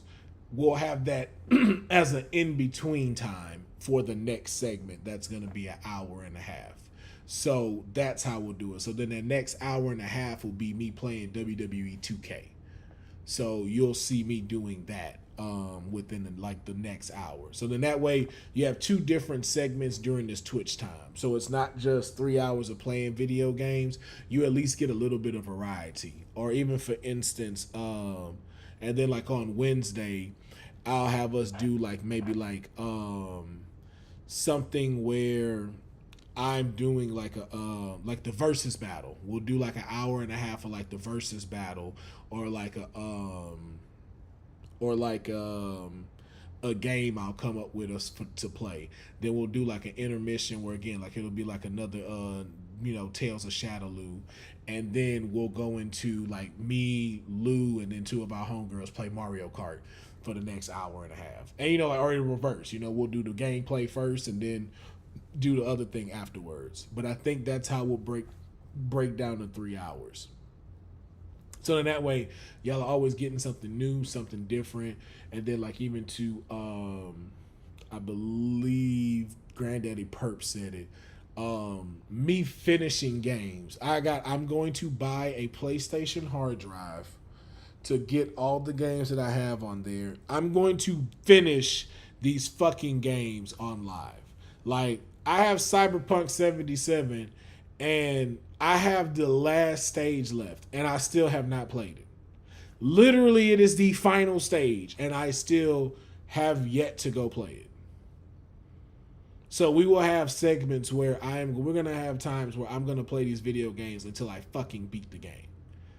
And so that way I can go into the library and experience all of these other games and finally get up to date with like the ones that are out now. Like Baldur's Gate. I want to get Baldur's Gate so bad, but it's like I can't come to terms with spending $60 to $70 knowing I have not completed these other games. Because then I feel like I've bought this game and I didn't utilize it fully.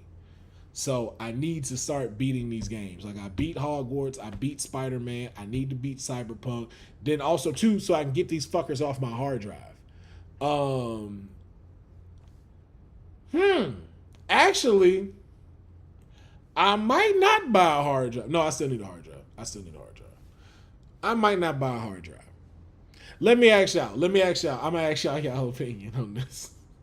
So, I feel like if I don't have a hard drive, it forces me to play those so I can get them off my computer, off my games, so I can download a new one.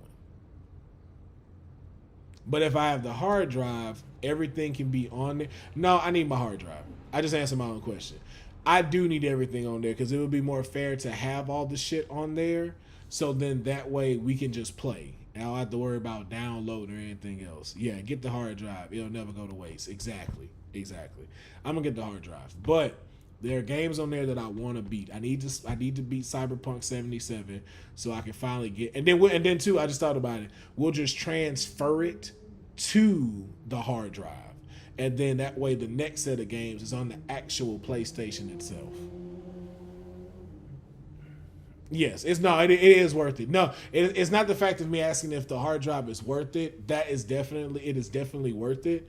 It was the giving me more of a reason to want to beat the games I have on here already by not having a hard drive so I can free up space on my PlayStation. But that's not necessary. Just buy the fucking hard drive. And that's what most of the people are talking about in the comments. We're just going to go into hard drives. But yes, to Big Beck 70, that will be one of the things that we have when we play as well. So it might be double gameplay. We'll do a back catalog of like me playing. I think like I have Gotham Knights on here, and I need to beat Gotham Knights. So we'll play that, and then might jump into playing Mario Kart. Yeah, Granddaddy Perk. That's how I am. I don't want to spend unless it's something I know I'm ready to play. Like when WWE 2K comes out, there ain't no thought about that. I'm buying that shit. When Grand Theft Auto 6 come out, fuck that. I'm buying that shit.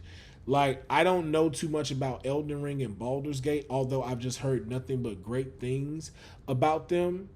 So I want to play them, but it's like I can't come to the fact of spending $60 to $70 just yet, knowing I have all these other games that I haven't beaten yet. Have you ever played Lies of P? I have that on here. I haven't played it yet, but it's on my collection because it was on part of the PlayStation thing. I have the Tears of the Kingdom Legend of Zelda on Switch, but I don't own Tears of the Kingdom because I'm still beating Breath of the Wild. Have not beat Breath of the Wild yet. Still need to beat. I haven't played that in a minute, and I was on that shit like tough.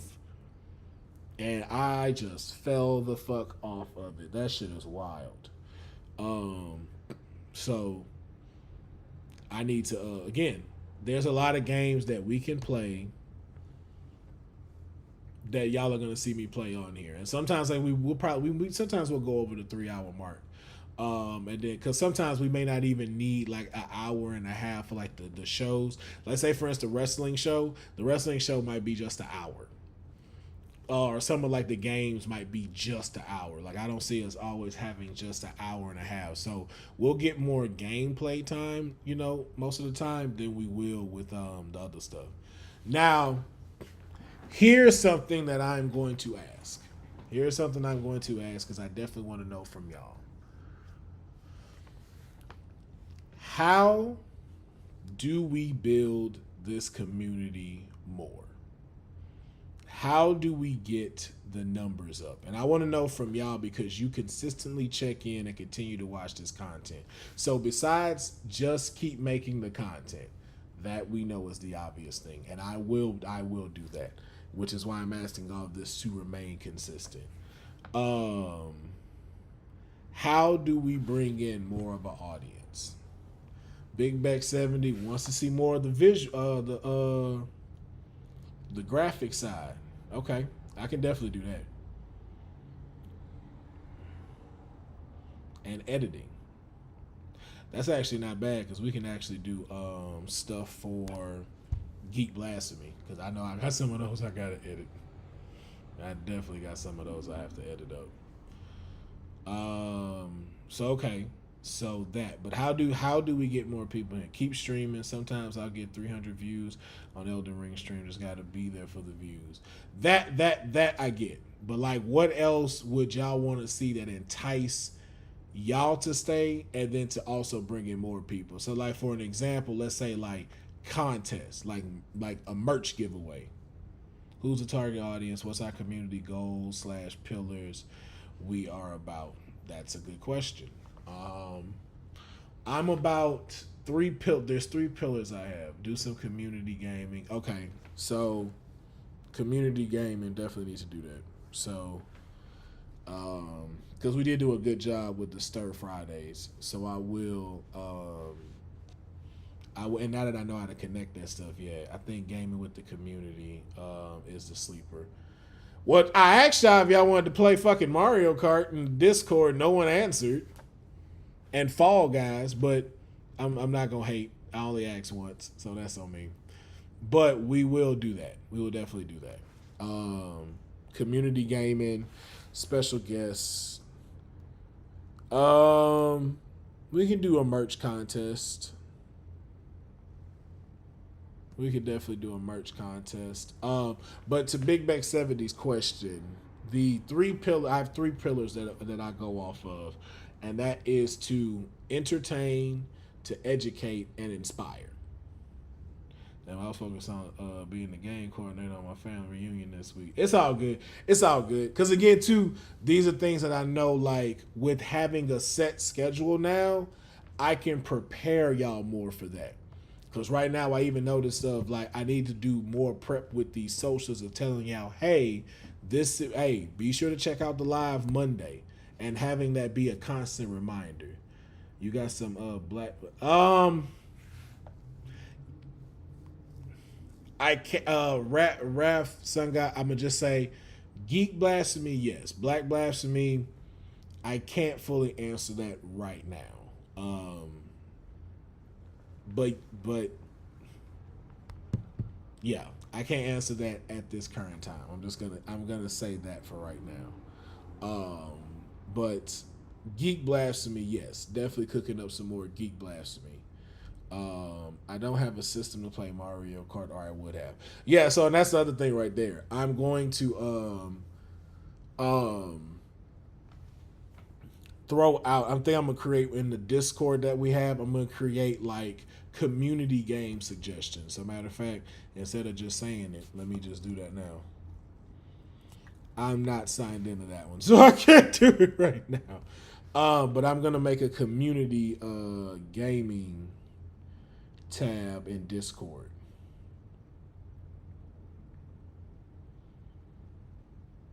So then that way, what'll happen is y'all can suggest of like what we should play this week, and then we'll take the ideas and then put them into a vote.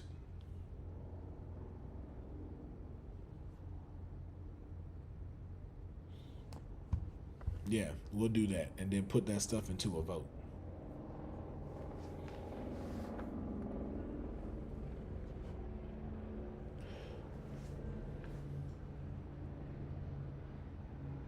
IPNDA. Wait, what's that, Big Beck? Oh, yeah.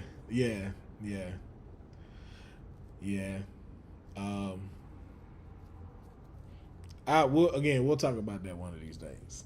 Just again, right now I can't. Yeah, I can't talk about it right now. Most blasphemous statements I ever heard. It's a lot. It's a lot of them. One probably was that you don't need a wash rag when you take a bath. That one was wild as fuck. Never have seen him coming to America was wild. Shit, bro, it's so fucking many. It's so many. Even still, like, even though we don't associate with each other anymore, I still have to say the mac and cheese one is still just always gonna be up there. Oh, and he just wrote mine's the Kraft mac and cheese. That's just, bro. That's what started it all.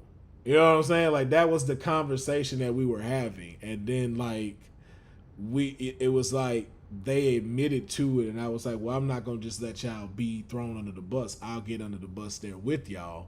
And I said the same shit, and it was on the stream, and then that's when I was just like, yo, we need to make this into a show.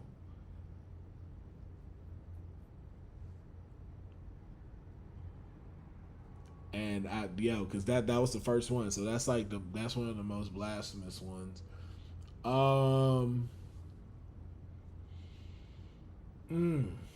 Ribs are overrated was another one. And then the one it was the blasphemous one, but it wasn't as blasphemous for me, but blasphemous to others was the one about Richard Pryor. Like, the one about Richard Pryor, like, really like struck a lot of people for some reason. I forgot who said that, but I remember the impact of it. The blasphemous things I be hearing. That's why. But again, soon we'll talk about it. We'll talk about it soon. But yeah, maybe sending in heroes created by community members. So that one gets a little tricky. That one gets a little tricky because of IP and copyright issues. So, ooh, I need to crack my jaw. Sorry. That would take a few guidelines of what would be needed. Just to be honest, that would take that would have to be worked out in a certain way for people to use that one. Unless y'all were doing it for folks that were also established too, like we could talk about like heroes that y'all would want to check out and stuff. We could do something like that too. But just like if they're creating it from scratch and stuff, like something they came up with, like I don't want that to be like someone see it and then they go take their shit because they don't have like their copyright and stuff ready. So just kind of being cautious with that one, but we can come up with something that involves like I think more of a community participation, and especially just getting that out within to the socials and the Discord. So let's see, we got community gaming, more special guests and collaborating with them on my lives now that we have a set schedule. Community tab creation in Discord, out here with a wash rag and hitting them legs and feet, breaking down. Hey, look, I got my wash rag. I'm gonna fuck with nobody say. Like, the only time I don't use a wash rag is on my face. Like, that's when I do this shit. I don't wash my face with the same rag I wash my ass with. But I'm on that wash rag. Washing with just a bar of soap feel like you in prison. I'm not doing that shit. I'm going to give away merch. I'm gonna figure out how we give away merch. So I'm gonna give away merch and some other stuff. I'm gonna make up like some things for that. Like, you gotta watch parties. Oh yeah, I forgot the watch parties. Ooh, the watch parties. We definitely gotta do those.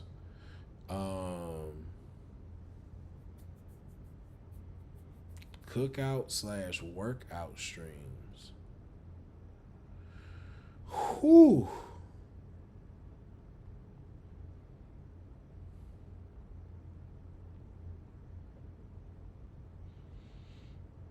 We'll tell you. Yeah, we can do that. Unless you have a loofah wash right here. Raw dogging your skin with hand to wash yourself is wild as fuck.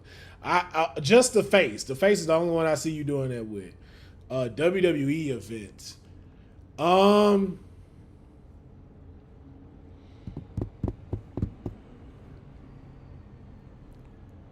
Big Back 70. I've been thinking about doing those, the watch events. I'm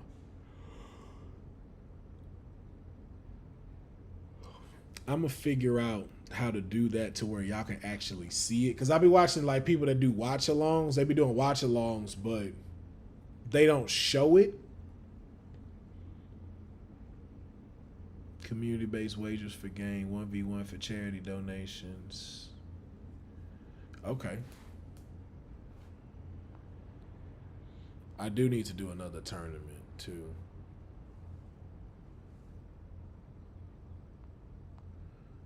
I do need to do another tournament.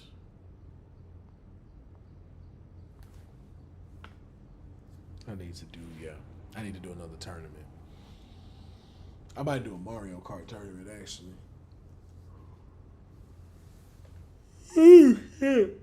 Oh, that's why I'm glad I got the schedule we got, because I'm gonna be needing my rest on Tuesday and Thursdays.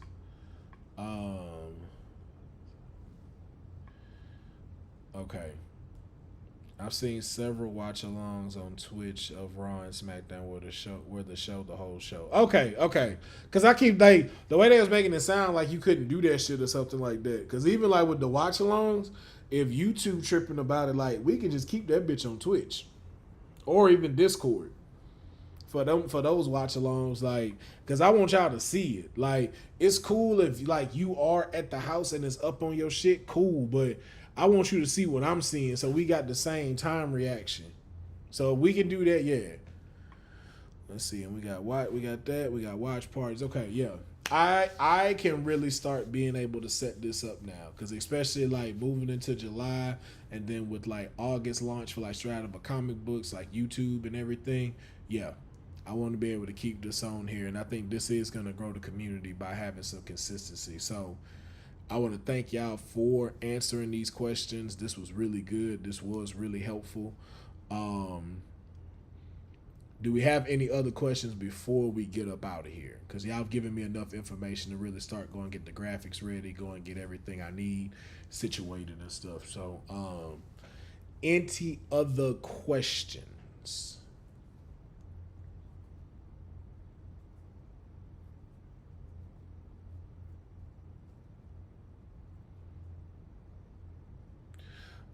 So I think somebody said that in cultural blasphemy when they did that gaming part. I say this: if it's in the game, it ain't. That's the like to Sage D's point. That's a you problem. Like the same thing when motherfuckers get mad at me because I got the antenna on in Mario Kart. If it wasn't supposed to be there, it's there. I don't give a fuck. It's there. If it wasn't supposed to be used, it shouldn't be there. You can call it what you want. You can say, oh, it's like putting up the rails in bowling. Okay. That also has its failures as well, because I've had that antenna on and have still lost. What type of merch are we going to get? I got a few ideas. Of course, right now, the typical ones where we'll have the logo right here, or like in the big one, but we'll do hoodies, sweatshirts, shorts, t-shirts, and it will be fit for like the seasons and stuff. But I want to do like some more like drawing styles. Like I'm gonna get some of my like animation, like some of my drawings that I've made and stuff and everything. You're gonna start getting some of that. So stuff that I've like created and stuff like Boondock Z. You'll get like a special like Boondock Z animated shirt that I've like from stuff I've actually illustrated that we'll put on for straight out of a comic book, but it'll be specific for that. And then stuff like this, the dripping in royalty tees and stuff, I'll put back, because I'll put my merch back out as well, and we'll have that available for everybody to get. So, but we'll be having like crew necks, windbreaker jackets, everything. Let me get a Pharaoh grinder. Okay. I can look for grinders to put out. And then some other like other stuff. Rolling trays. Okay, I'll look into rolling trays. And some other like random items. Like there's this item I found that's like the Mario question box that you can punch and it lights up. I'm gonna be selling that on my site as well. So we getting the ducks in a row for this something like during this summer. So figuring these were great questions to ask because of like with moving into what's called like Q3 and Q4, which is basically like the fall and winter time. You're gonna continue to see me consistently within this, and having a set schedule I think works good. So and you'll see more people like how I did with Sly and everything, but you'll see more information on when those are coming up now that we have this set. Best feature Xbox 360. Netflix was everyone being able to join a lobby and be synced up. Yep, yeah, you're right on that. Bro, did you ever see the anime style episode of Star Wars Visions? Yes. Star Wars Visions is incredible. I think that's one of their slept on TV shows is Star Wars Visions. That shit is incredible. Incredible. And needs way more homage than it's normally given. I love all of those styles. I like all of those styles that they've done, even like storyline, like all of them have hit. Like I'm just like I could see you furthering not only that story but the style in which you drew it in. Hell, I might watch that shit today.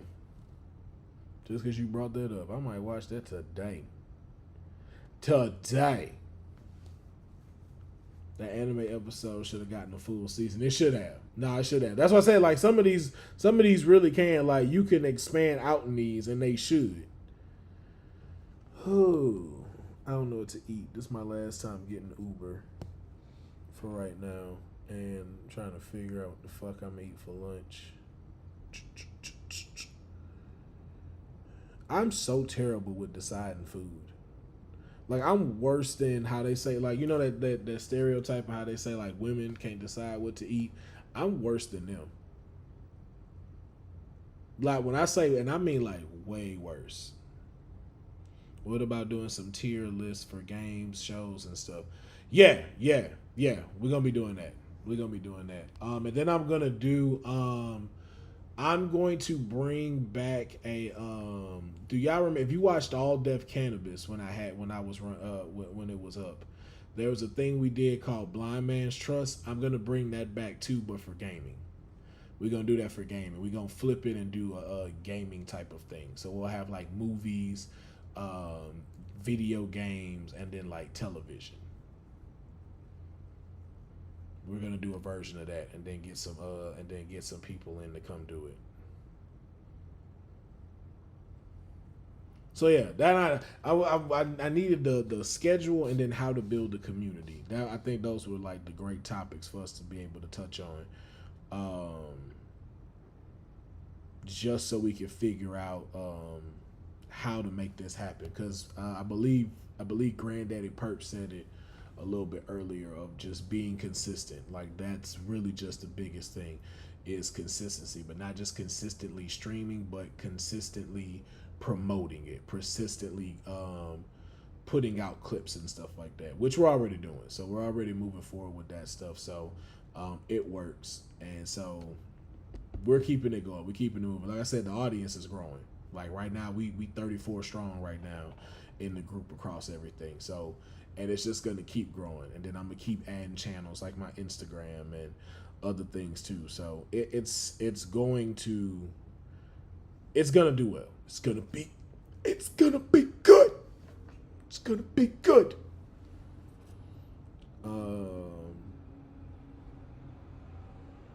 Fuck, man. I hate when I don't know what the fuck I want to eat.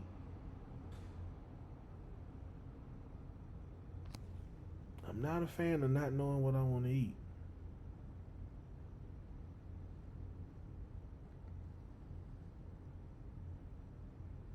I don't know if I should get nachos, Thai food, or hibachi.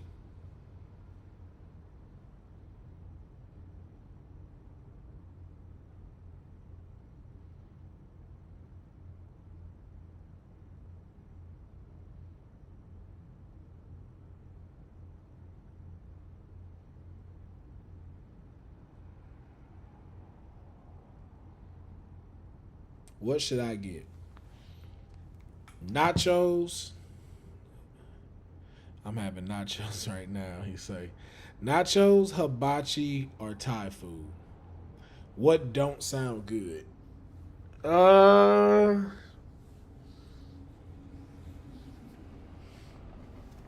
don't know if I want nachos. Out of the three, I'm not sure if I want nachos. Like what can you eliminate off the options?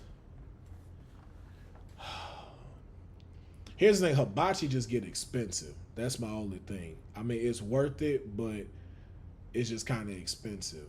With the Thai food, I would get this dope ass popcorn chicken and like these Dan noodles.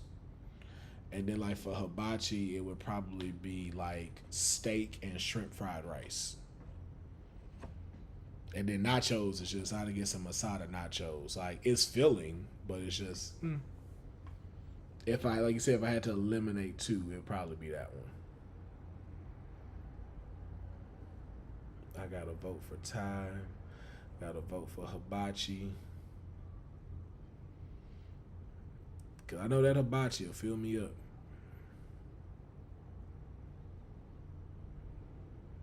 That hibachi will fill your boy up.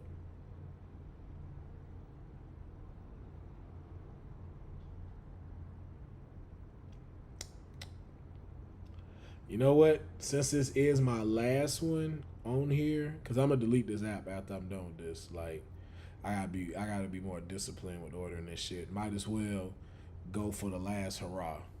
And the only reason why I say that is because the Thai place is right down the street. Like it's literally the next block over. So I can go there anytime. This one, yeah. Thai sounds good, yeah. Thai I can go get, like I can literally go get Thai anytime though. And I can walk over there. This one is just like, since I'm working, I'm getting this one delivered. And finna be done with Uber Eats. Like I wouldn't mind even go sitting in that Thai restaurant to go eat. Like their environment is good.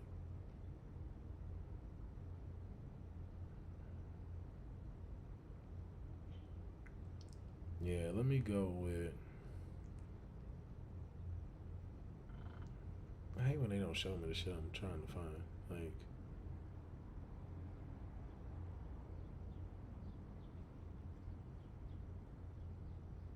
Here we go. Steak, medium rare, hibachi, yeah. Hibachi just makes sense right now. I don't need all that damn garlic though. Add utensils. I think I'm gonna just get.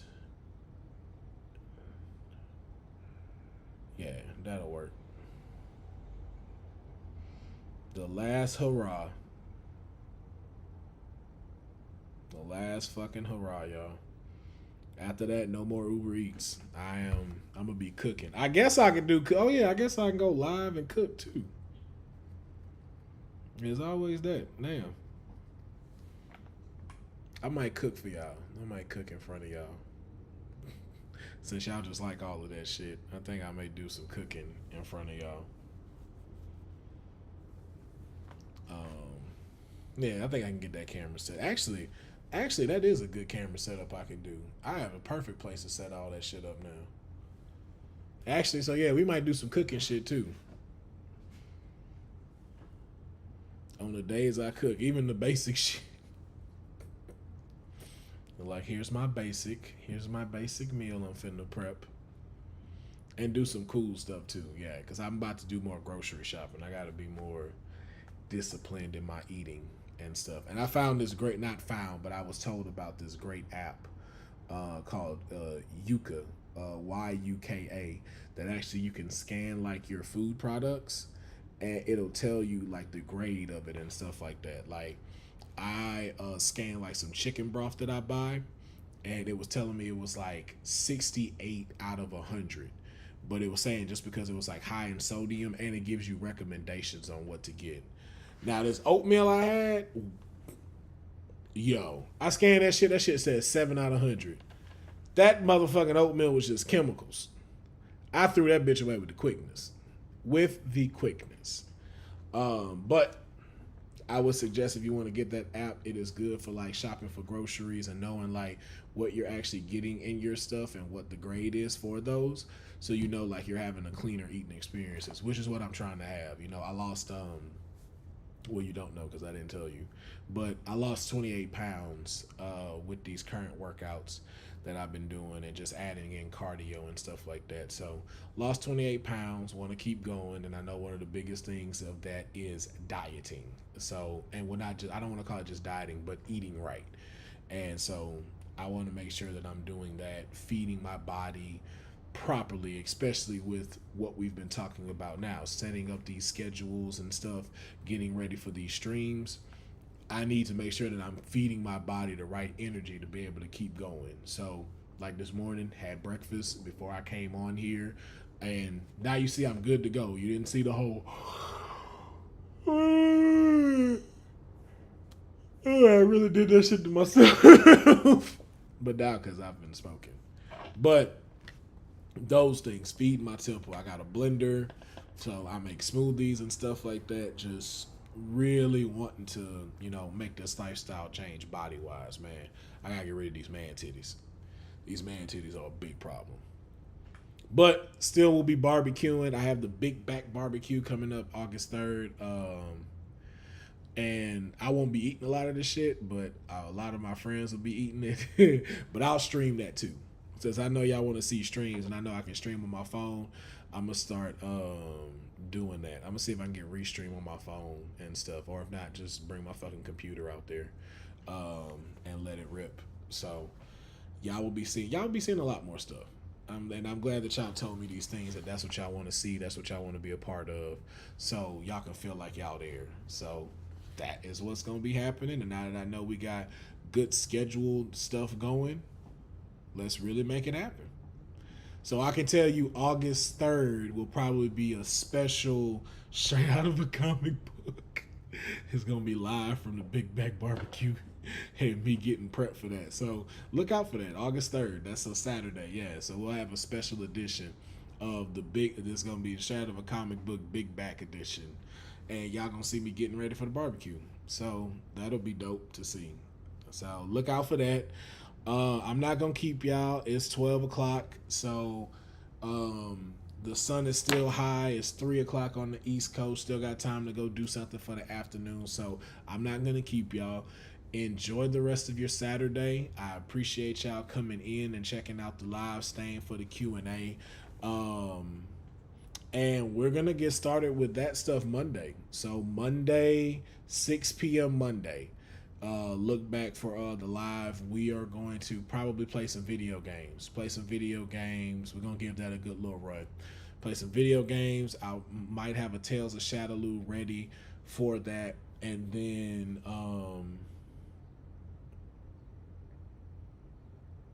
you know what? No, flip that. I think I might do a watch along for Raw, for Monday Night Raw. I think I might do a watch along for Monday Night Raw. Stay tuned. Just know, check in Monday, 6 p.m. Monday, 6 p.m. Let's just leave it at that. Let's not overthink this. Check in Monday, 6 p.m. PST time for the next live. And I'll start having some announcements for that so y'all are reminded. So until then, enjoy the rest of your weekend. Be safe out there. Do something for yourself. If it is getting some of your favorite food, if it's just taking an hour and a half, watch one of your favorite movies so you can relax. You have worked hard this week. Do that shit. Do something for yourself this weekend. Y'all have been amazing as always, and I'll check back with y'all Monday. Y'all take it easy.